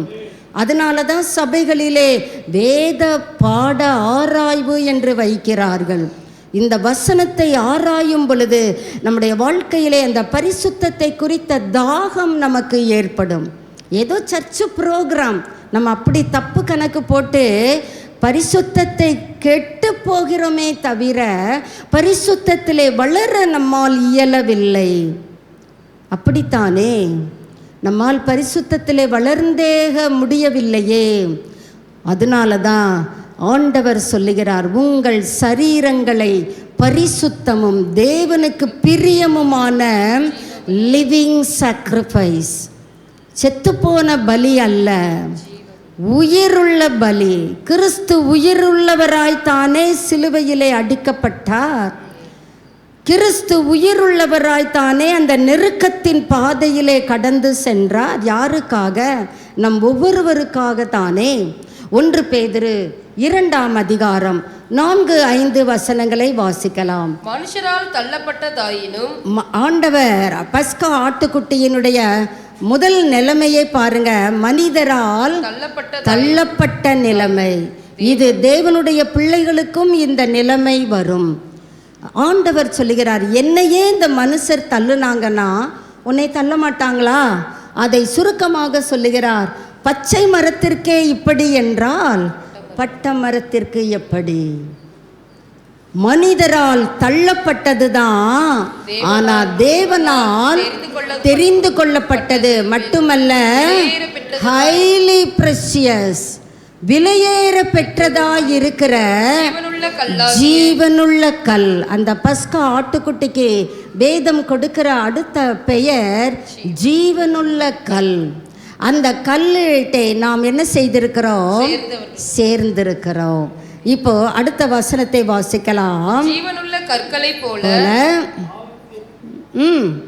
ஆவிக்கேற்ற மாளிகையாகவும் இயேசு கிறிஸ்து மூலமாய் அந்த ஜீவன், நீங்களும் நானும் ஜீவனுள்ள கல்லாகிய பஸ்கா ஆட்டுக்குட்டியின் இடத்திலே சேர்ந்து விட்டோம். நாம் யார்? ஜீவனுள்ள கற்கள். நம்மை கொண்டு கர்த்தர் ஆவிக்குரிய மாளிகையை எழுப்ப தீர்மானித்திருக்கிறார். அந்த தீர்மானத்தை நிறைவேற்றுவது சபையின் கையில் தான் இருக்கிறது. சபை பரிசுத்தத்திலே தன்னை முற்றிலுமாய் காத்து கொள்ளுமானால் கண்டிப்பாக ஆவிக்கேற்ற மாளிகை அங்கே எழும்பும். இயேசு கிறிஸ்து மூலமாக தேவனுக்கு பிரியமான ஆவிக்கேற்ற பலிகளை, ஆமா, எதுக்குங்க சபைக்கு வர்றோம்? ஆவிக்குரிய பலிகளை செலுத்தும்படி. என்ன பலிகள் செலுத்துகிறோம்? காளையை கொண்டு வர முடியுமா? அல்லது மாட்டை கொண்டு வர முடியுமா? இல்லைங்க, நான் பரம ஏழை, யாதுமற்ற ஏழை, நான் நாதியற்ற நீசன் தான், எனக்கு ஒன்றுமே இல்லை. அப்படியா? ஒரு காட்டுப்புறாவை கொண்டு வா. இல்லை இல்லை, இதெல்லாம் கர்த்தர் கேட்கல, உங்களையும் என்னையும் தான் கர்த்தர் கேட்கிறார். நாம் தேவனுக்கு பிரியமான ஆவிக்கேற்ற பலிகள், துதி பலி, கர்த்தரை துதிப்பது, மனதார துதிப்பது, அதுதான் எனக்கு நல்ல பங்கு என்று சங்கீதக்காரன் சொல்லுகிறான். புதிய ஏற்பாட்டிலே மரியாள் தேவனுடைய பாதத்திலே அமர்ந்து எதை கேட்டுக்கொண்டிருந்தாங்க? வசனத்தை. இப்போ நம்மளை மாதிரி வசனத்தை தான் கேட்டுக்கொண்டிருந்தாங்க. அக்கா மார்த்தா வந்து புலம்புறாங்க, யோ இயேசுவே, உங்களுக்கு கவலையே இல்லையா? இந்த பிள்ளை பாரு, எனக்கு ஹெல்ப் பண்ணாமல் இங்கே வந்து உட்காந்துக்கிட்டு இருக்கு. இந்த சர்ச் ஆஃப் டெலிவரன்ஸுக்கு மிக்சி இருக்குது, கிரைண்டர் இருக்குது, கேஸ் இருக்குது, எலக்ட்ரிக்கல் ஸ்டவ் இருக்குது, அவங்க எவ்வளோ நேரம் வேணாலும் உட்காரலாம். நான் அப்படியா? அம்மியில் அரைக்கணும், ஆட்டணும், அரிசியை கல் இல்லாமல் அரிக்கணும். ஏசு கிறிஸ்து இன்னைக்கு எங்கள் வீட்டில் சாப்பிட வந்திருக்கிறாரு. ஆடை கோழியை கட் பண்ணணும், நான் கடையில் கொடுத்தா கட் பண்ண முடியும்? இத்தனை வேலைகள் எனக்கு இருக்குது. நான் அம்மியில் எங்கிட்ட இழுத்து அரைக்கிறது? நான் ஒத்த ஆளாக எவ்வளோ வேலைகளையும் செஞ்சு நான் உங்களுக்கு எப்படி சாப்பாடு கொடுக்க முடியும்? இந்த பிள்ளை பாரு, இது பாட்டுக்கு இங்கே வந்து உங்கள் பாதத்துக்கிட்டே உட்காந்துருச்சு. உடனே இயேசு, வெரி குட் மார்த்தா, நீ எப்போவுமே கரெக்டாக சொல்லுவ. அப்படியா சொன்னார்? மார்த்தாளே, அடுத்து ஒரு தடவையும் பேரை சொல்கிறாரு, மார்த்தாளே, நீ எதுக்கு தேவை? உன்கிட்ட உன் வீட்டுக்கு நான் சாப்பிடவா வந்திருக்கேன்? என் பிதாவின் சித்தத்தை செய்து முடிப்பதே என்னுடைய போஜனம். அது ஏன் உனக்கு தெரியலை? நீயும் வந்து மரியாள் கிட்ட உட்காந்து என் வார்த்தையை கேட்பியா? அதை விட்டுட்டு வசனத்தை கேட்குறவளையும் நீ கம்ப்ளைண்ட் பண்ணுறியே. மார்த்தாள் அதுக்கு பிறகு ஏதாவது சொன்னாங்களா? உங்கள் வேதத்தில் எழுதப்பட்டிருக்கிறதா? ஆனால் மரியாளை குறித்து கர்த்தர் சொல்கிறாரு, நல்ல பங்கை இவளோ உங்கள் பேரை போட்டு ஆண்டவர் சொல்லுவாரா? இவனோ நல்ல பங்கை தெரிந்து கொண்டான். அப்படி நம்மை கர்த்தர் சொல்லுவார் என்றால், நமக்காக பஸ்காவாகிய ஆட்டுக்குட்டி பலியிடப்பட்டதனுடைய நோக்கம் முற்றிலுமாக நிறைவேறுகிறது என்பதை ஆவிக்கேற்ற பலிகள். நாம் வேதத்தை தியானிப்பது ஒரு பலிக்கு சமம். நம்ம நினைக்கிறோம் ஏதோ பைபிள் படிக்கிறாங்க, பொழுது போகலை, சும்மா எழுத்த எண்ணுவாங்களா இருக்கும். படிக்கிறாங்களா? தூங்குறாங்களா? கொஞ்சம் உத்து கண்ணெல்லாம் பார்ப்போம். படிக்கிற மாதிரி ஆக்டிங் பண்ணாத, வேலை செய்ய சொல்லுவன் தானே பைபிள் எடுத்து உட்காந்துக்கிற. இப்படி சொல்லுகிற பிள்ளைகளும் நம் நடுவிலே உண்டு தானே. ஆவிக்கேற்ற பலிகள். அதுக்காக வேலை செய்யாமல் உட்காந்து வசனத்தை கேளு நான் சொல்ல வரலை. அவர்களுக்கு செய்ய வேண்டிய காரியங்களை செய்து துரிதமாக நாம் கடமைகளை முடித்து தேவனுடைய பாதத்திலே அமர்வது ஆவிக்கேற்ற பலிகள். நன்மை செய்யவும் தான தர்மம் பண்ணவும் மறவாதிருங்கள். இப்படிப்பட்ட பலிகளின் மேல் ஆவிக்கேற்ற பலி. ஆவிக்கேற்ற பலிகளை செலுத்தும்படி நாம் எப்படி இங்கே கூட்டி கட்டப்பட்டு வந்திருக்கிறோம்? பரிசுத்த ஆசாரிய கூட்டம். நம்ம பாடுறோம், ராஜாக்களும் நாங்களே, ஆசாரியர்களும் நாங்களே. ஆனால் கர்த்தர் அதில் ஆட் பண்ணுறாரு, பரிசுத்த ஆசாரிய கூட்டம். நாம் பரிசுத்த ஆசாரிய கூட்டம் என்று நம்மை கர்த்தர் சொல்லுகிற நிலையிலே காணப்படுவோம். ஆனால் கர்த்தருக்கு மகிமை உண்டாகட்டும். ஆனால் பரிதாபம், சபை இந்த நாளிலே இழிவான வசைப்பெயர் எடுக்கக்கூடிய நிலைமையிலே தன்னை மனம் திரும்ப கூடாத காரியங்களை, அதாவது பாவகரமான காரியங்களை செய்வதின் மூலமாக சபை இந்த நாளிலே தூஷிக்கப்படுகிற அவல நிலைமை. ரோம திருச்சபைக்கு பவுல் எழுதுகிறார், உங்கள் மூலமாய் புறஜாதிகளுக்குள்ளே கர்த்தருடைய நாமம் தூஷிக்கப்படுகிறது. நம்ம பரிசுத்தத்தில் தடம் புரளுவோமானால் வஞ்சனைக்காரன், சகோதரர் மேல் ஓயாமல் குற்றம் சொல்லுகிறவன் நம்மை குற்றம் சொல்லிக்கொண்டே இருப்பான். ஆனால் நமக்கு கர்த்தர் ஆறுதலாக வார்த்தையை கொடுக்கிறார். வாசிக்கலாம், எபேசியர் 1:7 வாசிக்கலாம். எபேசியர் 1:7. அவருடைய கிருபையின் ஐஸ்வர்யத்தின்படியே இவருடைய இரத்தத்தினாலே, பிதாவினுடைய கிருபையின் ஐஸ்வர்யத்தின்படியே இயேசுவினுடைய இரத்தத்தினாலே. அவர்னா நமக்கு என்னங்க புரியும்? திடீர்னு வாசிக்கிறோம் அவர் இவர், உள்ள யாரோ ஒருத்தர் வர்றாங்க, நமக்கு ஏதாவது புரியுமா? நல்ல வேளை யாரும் உள்ள வரலை, நம்ம மட்டும்தான் இருக்கிறோம். கர்த்தருக்கு மகிமை. இந்த இவர் அவர்ன்ற பொழுதெல்லாம் நாம் சற்று அனலைஸ் பண்ண வேண்டும். அவர் பிதாவுடைய கிருபையின் ஐஸ்வர்யத்தின்படியே, அவர் கிருபையில் ஐஸ்வர்யம் உள்ளவர். இன்னைக்கு பணத்தில் அதிகமாக வைத்திருக்கிறவங்கள ஐஸ்வர்யவான் சொல்கிறாங்க. கல்யாணம் நடக்கிறதுக்கு முன்னாலேயே செலவு பண்ணுறது 1000 கோடியாம், அவங்கள ஐஸ்வர்யவான் சொல்கிறாங்க. ஆனால் பிதா கிருபையில் ஐஸ்வர்யம் நிறைந்தவர். நம்ம அந்த கிருபையை டெய்லி அதில் அவருடைய கிருபையின் ஐஸ்வர்யத்திலேருந்து எடுத்து அனுபவிக்கலாம், ஆனந்திக்கலாம், கம்பீரிக்கலாம். பாருங்க, பிதாவினுடைய கிருபையின் ஐஸ்வர்யத்தின் படியே இயேசு கிறிஸ்துவினுடைய இரத்தத்தினாலே நமக்கு எது உண்டாயிருக்கிறது? பாவ மன்னிப்பாகிய மீட்பு. கர்த்தருக்கு அல்லேலூயா சொல்லுவோமே. நமக்காக பஸ்கா ஆட்டுக்குட்டி பலியிடப்பட்டிருக்கிறதுனாலே பாவ மன்னிப்பாகிய மீட்பு நமக்கு உண்டாயிருக்கிறது. அப்படி என்றால் நம்முடைய பரிசுத்தத்தை நாம் எத்தனை சர்வ ஜாக்கிரதையாய் காத்து கொள்ள வேண்டும். நாம் டெய்லி கர்த்தருக்கு நம்முடைய சரீரங்களை தேவனுக்கு பிரியமான பரிசுத்தமான உயிருள்ள பலியாக அர்ப்பணம் செய்ய வேண்டும். That is the wise worship. அதுதான் சரியான ஆராதனை. அந்த ஆராதனையினுடைய அடுத்த ரோமர் 12:2 நீங்கள் வாசித்து பார்ப்பீர்களானால், அந்த ஆராதனையிலே ஆவிக்குரிய பலிகளை நாம் செலுத்தி கொண்டே வரும் பொழுது நம்முடைய மனது அங்கே என்ன செய்யப்படுகிறது? புதிதாக்கப்படுகிறது. மனசு புதுசு ஆச்சுன்னு வச்சுக்கோங்களேன், டிரான்ஸ்ஃபர்மேஷன். நம்ம இன்னைக்கு தேவனுடைய வார்த்தையை எப்படி கேட்குறோம்? இன்ஃபர்மேஷன். எனக்கு ஏதாவது இவங்களுக்கு பரவாயில்ல, இவங்க ஏதோ சொல்கிறாங்க, பரவாயில்ல, ஏதோ வண்டி ஓடுது. இன்ஃபர்மேஷன் அல்ல, டிரான்ஸ்ஃபர்மேஷன். ரோமர் 12:2 வாசிக்கலாம். இந்த பிரபஞ்சத்திற்கு ஒத்த வேஷம் தெரியாமல், அதுதாங்க முதல் நிலைமை. உலகத்திலே நாம் வாழலாம், ஆனால் நமக்குள்ளே உலகம் இருக்கப்படாது. உலகத்தின் போக்கோடு நான் நடப்பதில்லை, ஒத்த வேஷம் தரிப்பதில்லை என்று ஃபாதர் ஃபெர்க்மான்ஸ் பாடியிருக்கிறார். நான் இப்பிரபஞ்சத்துக்கு ஒத்த வேஷம் தெரியாமல், அதை வேஷம் என்று வேதம் கூறுகிறது. ஆனால் சபை அந்த வேஷத்தை விரும்பி எடுத்துக்கொள்ளுகிறது.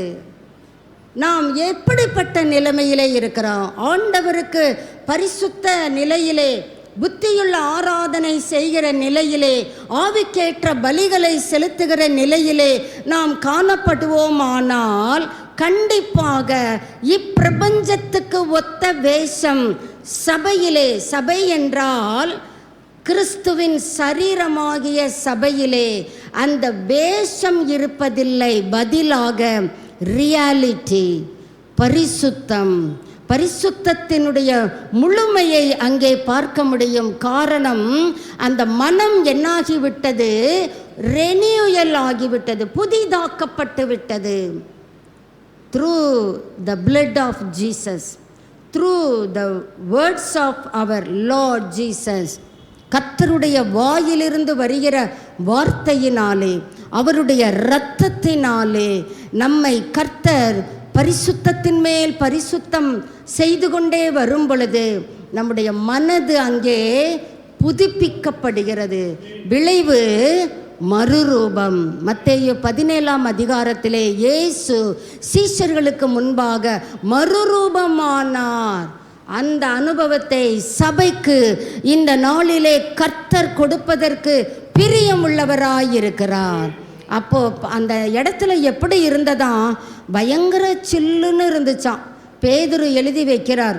அவர் சொல்றாரு, அப்பா பயமாக இருந்துச்சு, நல்லா இருந்துச்சு, அப்பா என்ன குளுமை, ஐயோ அந்த இடத்த விட்டு வர்றதுக்கு எங்களுக்கு மனசே இல்லை. நான் இயேசுவை பார்த்து என்ன சொன்னேன் தெரியுமா? உமக்கு ஒரு கூடாரம், மோசேக்கு ஒரு கூடாரம், எலியாவுக்கு ஒரு கூடாரம், எனக்கெல்லாம் கூடாரம் வேண்டாம், உங்கள் கூடாரத்தின் நிழலிலே நான் தங்கிக்கிறேன். என்ன எளிமை! உங்கள் 3 பேருக்கு ஒரு கூடாரம் போட்டுட்டு இங்கேயே இருப்போம். கர்த்தர் சொல்கிறாரு, மறுரூப அனுபவம் இருக்கலாம் தவிர நாம் செய்ய வேண்டிய வேலை பெரிது. உலகத்திற்கு சுவிசேஷத்தை பறைசாற்ற வேண்டிய அத்தியாவசியத்திலே நாம் வாழ்ந்து கொண்டிருக்கிறோமே. அப்படி என்றால் சபைக்கு பாவ மன்னிப்பாகிய மீட்பை பஸ்கா ஆட்டுக்குட்டியானவர் ஏற்படுத்தி வைத்திருக்கிறாரே. எத்தனை நல்ல தேவன்! கர்த்தருக்கு அல்லேலூயா சொல்லுவோமே. அடுத்ததாக நாம் கடந்து செல்லலாம். பஸ்கா ஆட்டுக்குட்டியானவர் நமக்காக அடிக்கப்பட்டதினாலே நமக்கு என்ன கிடைக்கிறது?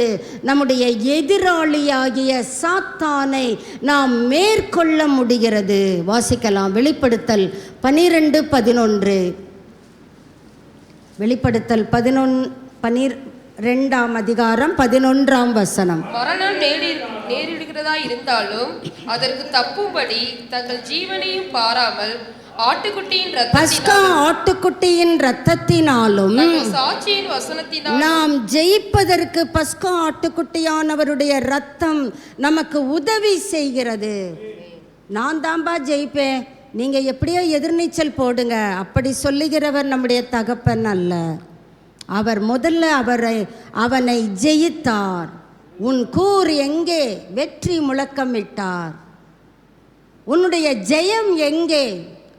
அதே கேள்வியை சபையும் கேட்க வேண்டும் என்று அப்பாவுக்கு ரொம்ப ஆசை. பிள்ளைகள் நமக்கு எத்தனை பேருக்கு அந்த ஆசை இருக்கு? பிசாசை பார்த்து உன் ஜெயம் எங்கே? நாம் என்ன பண்ணுறோம்? பதிலுக்கு பயந்து நடுங்குகிறோம். ஐயோயோ, காற்று, கருப்பு, 6 மணி ஆச்சுன்னா வெளியே போகக்கூடாது, அந்த பக்கம் போகக்கூடாது, இந்த மரத்து நிழலில் நிற்கக்கூடாது.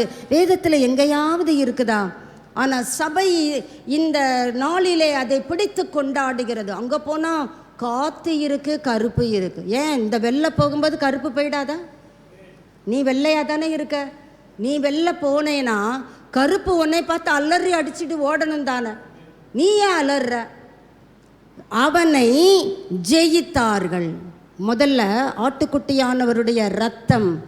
அதனால தான் கர்த்தர் சொன்னார், உன் வீட்டு நிலைக்கால்களிலே, ஜன்னல் நிலைகளிலே இரத்தத்தை தெளிக்க வேண்டும். ஈசோப்பு கொத்தை கொழுந்தாக எடுத்து கிண்ணியில் இருக்கிற இரத்தத்தில் தோய்த்து அங்கே தெளிக்க வேண்டும். அனுதினமும் இயேசு கிறிஸ்துவின் இரத்தத்திற்குள்ளாகவே நாம் நம்மை கொண்டு செல்ல வேண்டிய அவசிய நிலையிலே வாழ்ந்து வருகிறோம். எங்கே திரும்பினாலும் துர்ச்செய்திகள் தான், எங்கே திரும்பினாலும் நம்முடைய மனதை பயமுறுத்துகிற காரியங்கள் தான். ஆனால் கர்த்தர் சொல்கிறாரு, நீ துர்ச்செய்தியை கேட்டா பயப்பட மாட்ட. உன் இருதயம் கர்த்தரை நம்பி திடனாயிருக்கும். காரணம், பாவம் மன்னிப்பாகிய மீட்பு பஸ்கா ஆட்டுக்குட்டியானவராலே உனக்கு உண்டாயிருக்கிறது. இப்போ சொல்லுங்க, சபை ஆட்டுக்குட்டியானவருடைய இரத்தத்தினாலும் சாட்சியின் வசனத்தினாலும். சாட்சியின் வசனம்னா என்னங்க?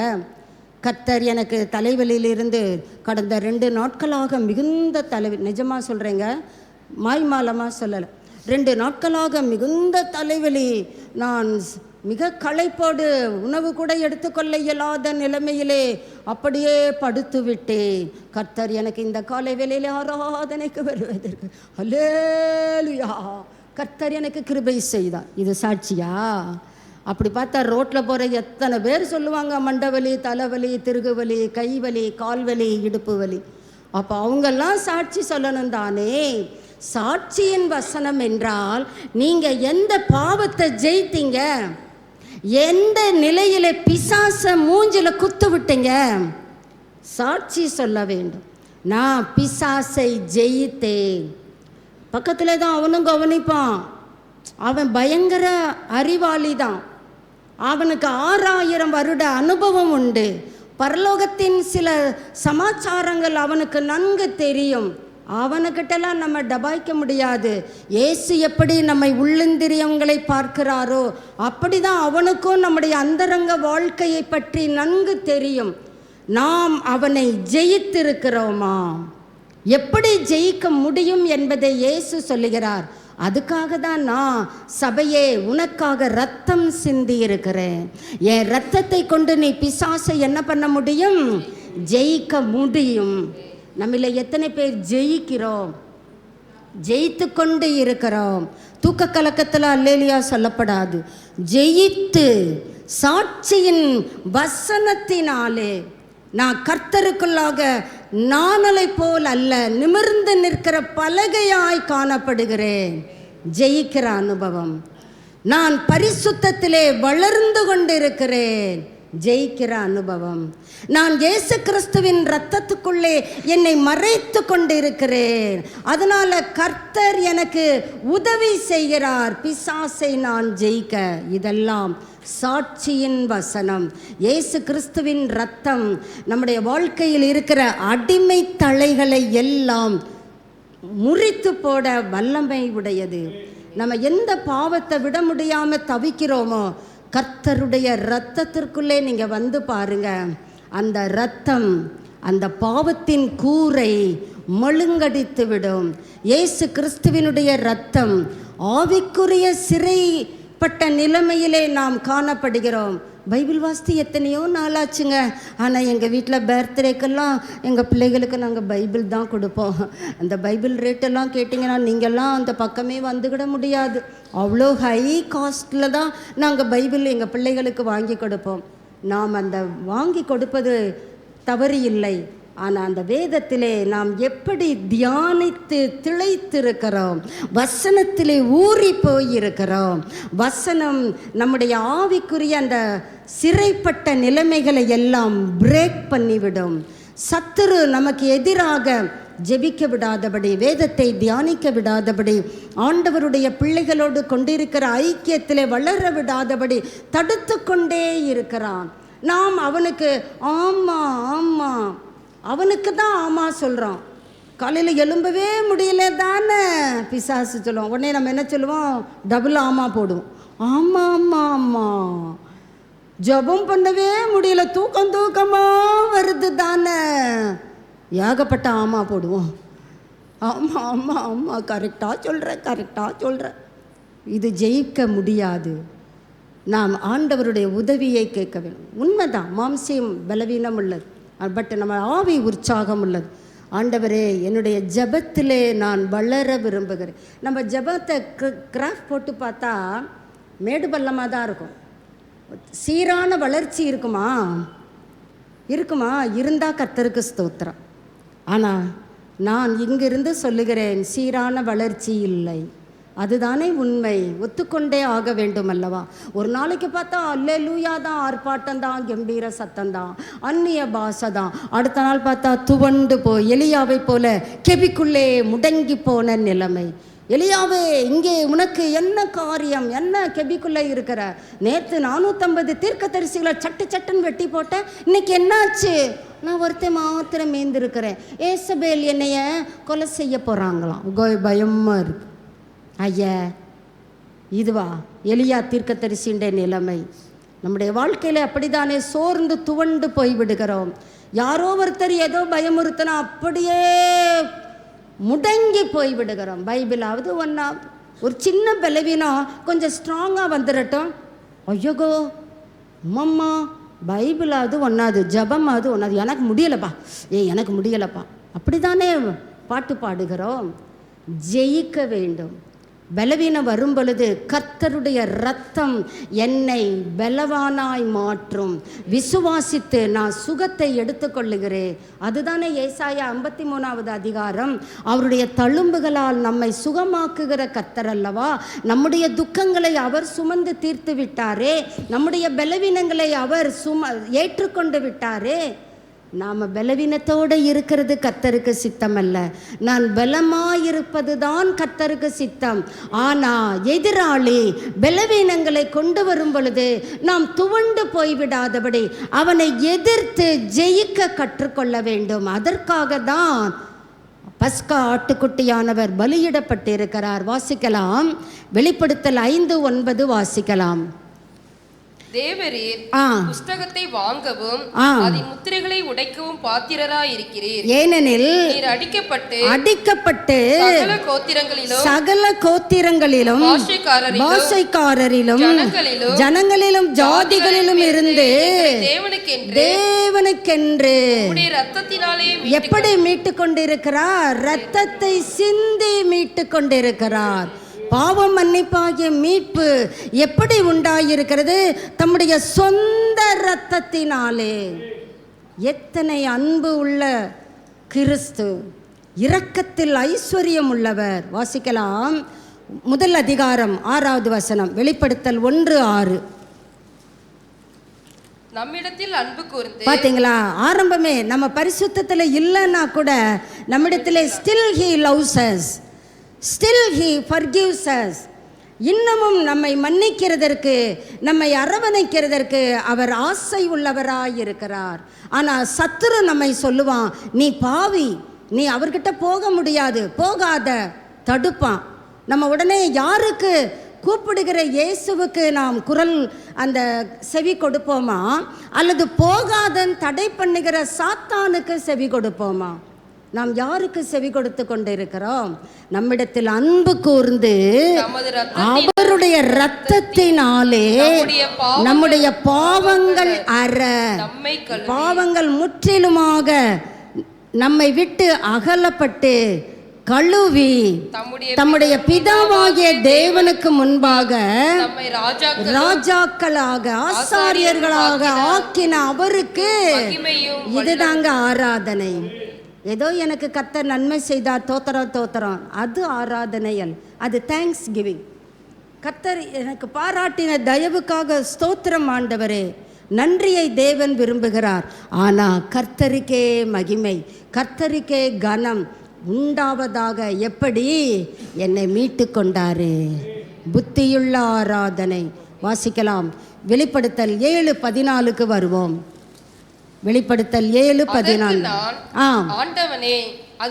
அங்கே ஒரு கூட்ட ஜனங்களை யோவான் சீடன் பார்க்கிறார். இவங்கெல்லாம் யாருப்பா கேள்வி கேட்கிறார். அது தெரியாது ஆண்டவர். ஆண்டவனே அது உங்களுக்கு தான் தெரியும். அப்பொழுது அவன் மிகுந்த உபத்திரத்திலிருந்து வந்தவர்கள். அப்போ வேதத்தை தியானிக்க கூடாது, ஜெபிக்க கூடாதுன்னு பிசாசு நமக்கு போதனை கொடுக்கும் பொழுது நாம் அவனை எதிர்க்கிறோம், அவனோடு சண்டையிடுகிறோம்.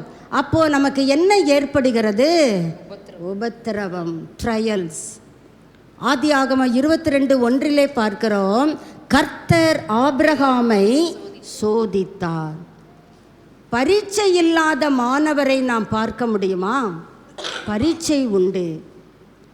ஆண்டவர் தைரியமாக சொல்வார், யோபுதா போ தொடுப்பா, அவன் என்னுடைய பிள்ளை, எனக்கு பயப்படுகிறவன், சன்மார்க்கன், உத்தமன், அவன் எனக்கு பயப்படுறவர்னா நீ தொற்றுவியா? நீங்கள் உங்கள் கையை எடுங்க, மிச்சத்தை நான் பார்த்துக்கிறேன். சரிப்பா. தேவன் அனுமதி கொடுக்கிறார். ஆனால் யோபுவை குறித்து கர்த்தர் அழகாக சான்றிதழ் தருகிறார். தன் உதடுகளினால் அவன் பாவம் செய்யவில்லை. உபத்திரவந்தான். 1 2 எல்லாம் அப்படியே காலியாகுது. நம்மளா இருந்தா சர்ச் ஆஃப் டெலிவரன்ஸா, சபையா, எனக்கு வர்ற கஷ்டத்துக்கு ஓடி போய்டு. நமக்கு வர்ற சுவிசேஷகர்களை துரத்திடுவோம். வீடை பூட்டிட்டு கதவை பூட்டு தொங்கும். நான் இல்லைன்னு சொல்லிடு, பக்கத்து வீட்டில் தான் அவங்க இருப்பாங்க, இல்லைன்னு சொல்லி அனுப்பிடுவேன். பார்க்கட்டும், பூட்டு தொங்குறத பார்த்து போயிடட்டும். அப்படி யோபு போகலைங்க. மிகுந்த உபத்திரவத்திலிருந்து இவர்கள் வந்தவர்கள். கர்த்தராலே சும்மா இருக்க முடியல. கடைசி அதிகாரத்தில் பார்த்தா இரட்டத்தனையான ஆசீர்வாதம்.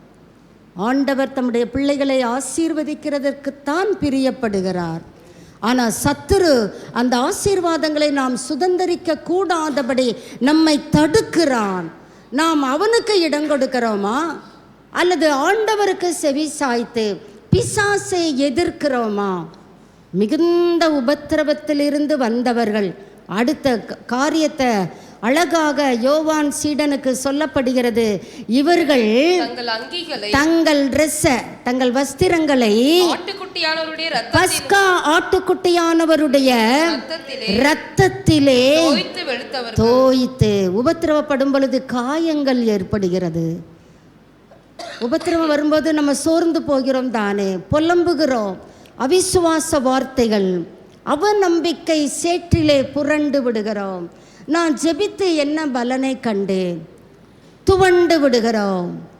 அப்பொழுது ஏற்படுகிற கரைகள், திரைகள், இது எல்லாவற்றையும் இயேசு கிறிஸ்துவினுடைய இரத்தத்திற்குள்ளாக வந்து, ஆண்டவரே நான் தெரியாமல் சொல்லிட்டேன், என்னை மன்னிச்சுக்கங்க, உங்களை விட்டால் நான் எங்கே போவேன், உண்மை அல்லாமல் எனக்கு யாருப்பா இருக்கிறா, நான் எங்கே போவேன், உங்ககிட்ட தானே நித்திய ஜீவ வசனங்கள் உண்டு, உம்முடைய இரத்தத்தினால் என்னை கழுவும். அப்படி இவர்கள் தங்கள் அங்கிகளை ஆட்டுக்குட்டியானவருடைய இரத்தத்திலே தோய்த்து பரிசுத்தத்தின் மேல் பரிசுத்தத்திலே வளர்ந்திருக்கிறாங்க. அடுத்த நிலைமை அவர்களுக்கு, ஆட்டுக்குட்டியானவர் இவர்களுடைய கண்ணீரை துடைப்பார். அவரே இவர்களை நடத்துவார். இன்னும் வாசிக்கலாம். 15 வெளிப்படுத்தல் 15:2. அன்றியும் அக்கினி கலந்த இவங்க ஆட்டுக்குட்டியானுடைய ரத்தத்திலே தோய்த்து வெளுத்தவர்கள் இப்பொழுது எங்கே இருக்கிறார்கள்? அக்கினி கலந்த கண்ணாடி கடல் போன்ற ஒரு கடலையும் மிருகத்திற்கும் அதன் முத்திரைக்கும் அதன் நாமத்தின் இலக்கத்திற்கும் உள்ளாகாமல் ஜெயம் கொண்டவர்கள், உபத்திரவப்பட்டாலும் பிசாசை எதிர்த்து ஜெயித்தவர்கள். நம்முடைய பெயர் அந்த பட்டியலிலே வருமா? தேவ சுரமண்டலங்களை பிடித்து கொண்டு கண்ணாடி கடல் அருகே நிற்கிறதை கண்டேன். இந்த குரூப்பிலே நீங்களும் நானும் ஒருவராய் இருக்க வேண்டும். ஜெயிக்கிற பிள்ளைகளிலே ஒருவராய். ஆட்டுக்குட்டியானவருடைய இரத்தத்திலே ஆண்டவரே என் வஸ்திரத்தை என் அங்கியை தோய்க்கிறேன், நான் பரிசுத்தத்திலே கடந்து வருகிறேன். அதனால தான் ஆண்டவர் யோவான் 16:33 சொல்லுகிறார், உபத்திரவம் உங்களுக்கு உண்டு, ஆனால் திடன் கொள்ளுங்க, நான் உலகத்தை. அதனால தான் கர்த்தர் சொல்றாரு, பாபிலோனில் இருந்து ஓடி வாருங்கள், எகிப்தை விட்டு வெளியே வாங்க, வெளியே வந்து எனக்கு ஆராதனை செய்யுங்க. நாம் உலகத்திலே நமக்கு உபத்திரவம் இருந்தாலும் கர்த்தர் சொல்றாரு, அந்த உலகத்தை நான் ஜெயித்தேன். நாம் என்ன செய்ய வேண்டும்? 2 காரியங்களை நாம் சற்று கூடுதல் நேரம் எடுத்துக்கொள்ளுகிறேன். நாம் வாசிக்கலாம். வெளிப்படுத்தல் 2ஆம் அதிகாரம் 10வது வசனம். அங்கே கர்த்தர் சொல்லுகிறார், மரண பரியந்தம் உண்மையாயிரு. இதுதாங்க கர்த்தர் நம்ம கிட்ட எதிர்பார்க்கிற சுபாவம். நீ உண்மையாயிரு. நீ ஒன்னையே மாய்மாலமா மாத்திக்கிடாத, ஹிப்போக்ரட்டிக்கல் லைஃபுக்குள்ள நீ போகாத. இதை தான் மத்தேயு 23ஆம் அதிகாரம் முழுவதிலும் மாயக்காரராகிய பரிசேயரே, அவர் அடைமொழி கொடுத்து பேசுகிறார். அவர் தம்முடைய சொந்த ஜனத்தை மீட்கும்படியாக தான் வந்தார். ஆனால் அவருடைய ஜனங்களோ அவரை ஏற்றுக்கொள்ளவில்லை. ஆனால் சபையை பார்த்து கர்த்தர் சொல்லுகிறார், நீ மரண பரியந்த எப்படி இரு, உனக்கு உபத்திரவம் இருக்கலாம், நீ பாடுகள் வெளியே போகலாம், நான் எப்படி பிசாசை ஜெயித்தேனோ அதே போல நீயும் அவனை என்னுடைய இரத்தத்தினாலும் சாட்சியின் வசனத்தினாலும் ஜெயிக்க முடியும். நீ ஜெயிக்க பிறந்தவர். உலகத்தான் சொல்றாங்க நான் ஜெயிக்க பிறந்தவன். ஆனால் ஆண்டவருடைய பிள்ளைகள் தயங்குகிறோம். ஐயோ ஜெயமா? ஜெயித்தவர்கள்தான் தேவ சுரமண்டலங்களை பிடித்து கொண்டு கண்ணாடி கடலருகே நிற்கிறார்கள். ஜெயிக்கிறவன் எல்லாவற்றையும் சுதந்தரிப்பான். நீங்கள் ஜெயிக்கணும்னு தான் கர்த்தர் சொல்கிறாரு, மரண பரியந்தம் உண்மையாயிரு. லூக்கா 14ஆம் அதிகாரம் 26வது வசனத்திலே ஆண்டவர் அங்கே சொல்லுகிற காரியம், உங்களில் யாதொருவன் என்னிடத்தில் வந்து என்கிட்ட வரணும்னு விரும்புறியா? ஓகே, என்னிடத்தில் வந்து தகப்பனையும் தாயையும் மனைவியையும் பிள்ளைகளையும் சகோதரரையும் அங்கே ஒரு பட்டியலை சொல்லுகிறார். இவர்களை சொல்லிட்டு கடைசியில தன் ஜீவனையும் வெறுக்காவிட்டால் எனக்கு சீசனா இருக்க மாட்டான். அடுத்த வசனத்தையும் வாசிக்கலாமே. சிலுவையை சுமந்து கொண்டு நம் ஒவ்வொருவருக்கென்று தேவன் வைத்திருக்கிற அந்த சிலுவை பாதையிலே இயேசுவை நோக்கி விசுவாசத்தை அவர் துவக்குகிறவர் மாத்திரமல்ல, முடிக்கிறவரும் தான். நமக்கு நியமித்திருக்கிற ஓட்டத்திலே பொறுமையோடு ஓடி நமக்கென்று வைத்திருக்கிற பந்தய பொருளை நீங்களும் நானும் பெற்றுக்கொள்ளுவோமே. அதனால தான் கர்த்தர் இந்த 2 ஆலோசனைகளை கொடுக்கிறார். மரண பரியந்தம் நீ எப்படி இரு? உண்மையாயிரு. பயப்படாத. பாடுகள் வரும்போது சோர்ந்து போகாத. நான் உன் கூட தான் இருக்கிறேன். என்னுடைய ரத்தம் உன்னை சுத்திகரிக்கும். என்னுடைய ரத்தத்தின் நிழலுக்குள்ளே வந்துவிடு. நான் உனக்கு ஆதரவாயிருப்பேன், அனுகூலமான அனுசாரியாயிருப்பேன், உனக்கு மறைவிடமாயிருப்பேன், எல்லா இக்கட்டுக்கும் உன்னை விலக்கி பாதுகாப்பேன். எத்தனை பேர் நம்புகிறோம்? ஆண்டவரே உமக்கு மகிமை தகப்பனே, என்னை உமக்கு கொடுக்கிறேன். இரத்தம் நம்மை அக்கிரமங்களை மன்னிப்பது மட்டுமல்ல, நம்மை சுகமாக்குகிற வல்லமை உடையது. 103 சங்கீதம் முதல் 2-3 வசனங்களை வாசித்து பார்த்தால் தெரியும். என் ஆத்துமாவே அவர் உனக்கு செய்த சகல உபகாரங்களையும் don't forget all the benefits from God's hands. ஏன்? நம்முடைய அக்கிரமங்கள் எல்லாவற்றையும் அவர் மன்னிக்கிறவர் மாத்திரம் அல்லங்க, நம்முடைய வாழ்க்கையிலே நமக்கு தடையாய் ஆவிக்கேற்ற பலிகளை செலுத்துவதற்கு தடையாய் வருகிற பலவீனங்களை அவர் அகற்றி போடுகிறவர், அக்கிரமங்களை மன்னிக்கிறவர். அதே இயேசுதான் நம்மை சுகமாக்குகிறவர். நாம் தலைகளை தாழ்த்துவோம். மீதியை கர்த்தருக்கு சித்தமானால் வருகிற நாட்களிலே தியானிக்கலாம். நன்றி தகப்பனே, எனக்காக பஸ்காவாகிய கிறிஸ்து பலியிடப்பட்டிருக்கிறாரே, நன்றி சொல்லுவோமே. இந்த இயேசு கிறிஸ்துவின் இரத்தத்துக்குள்ளாக நான் ஓடி வருகிறேன் ஆண்டவரே. ஆண்டவர் சொல்லுவார், நிச்சயமாக உன் மனசு புதுசாயிடும், என் இரத்தத்துக்குள்ளேயே நீ தங்கியிரு. தாபரி ஆண்டவர் எதிர்பார்க்கிறார், நீ மரண பரியந்த உண்மையாயிரு. மனுஷர் பார்க்கறதுக்கு மாதிரி உண்மை இல்லைங்க, அந்தரங்கத்திலும் உண்மை.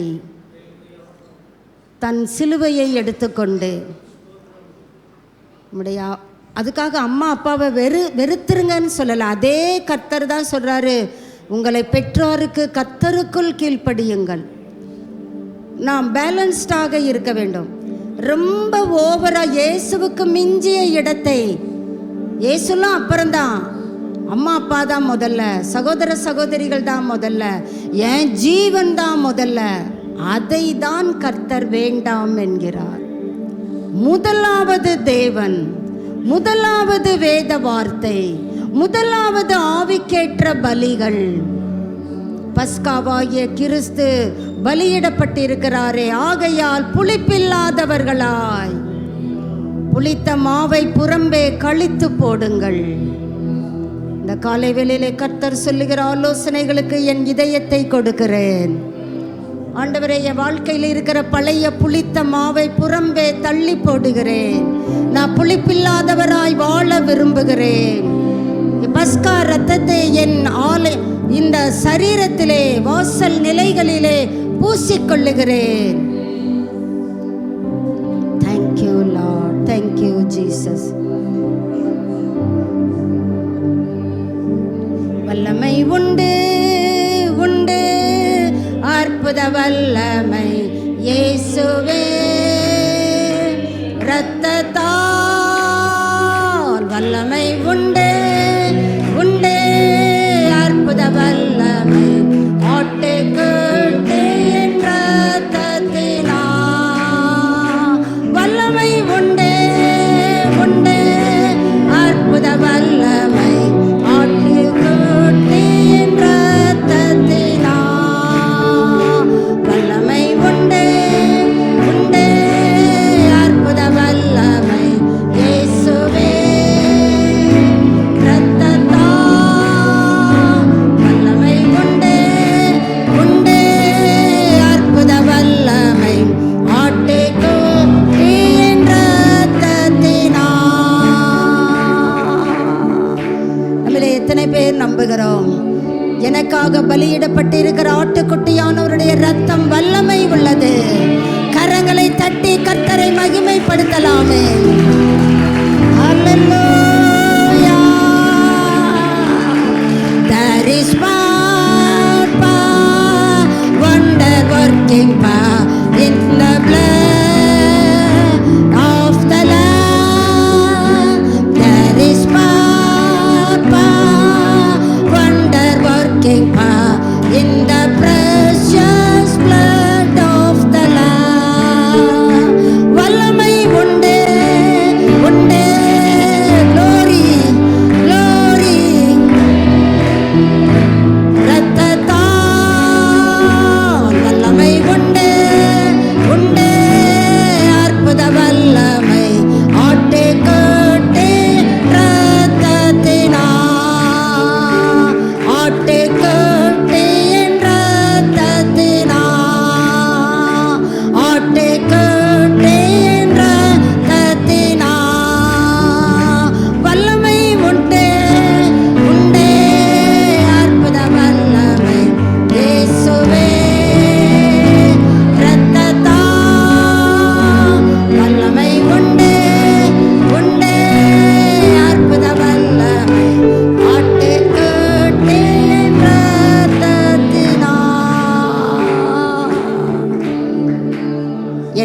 ஆத்துமாவே கர்த்தரை ஸ்தோத்திரி, என் முழு உள்ளமே அவருடைய பரிசுத்த நாமத்தை ஸ்தோத்திரி.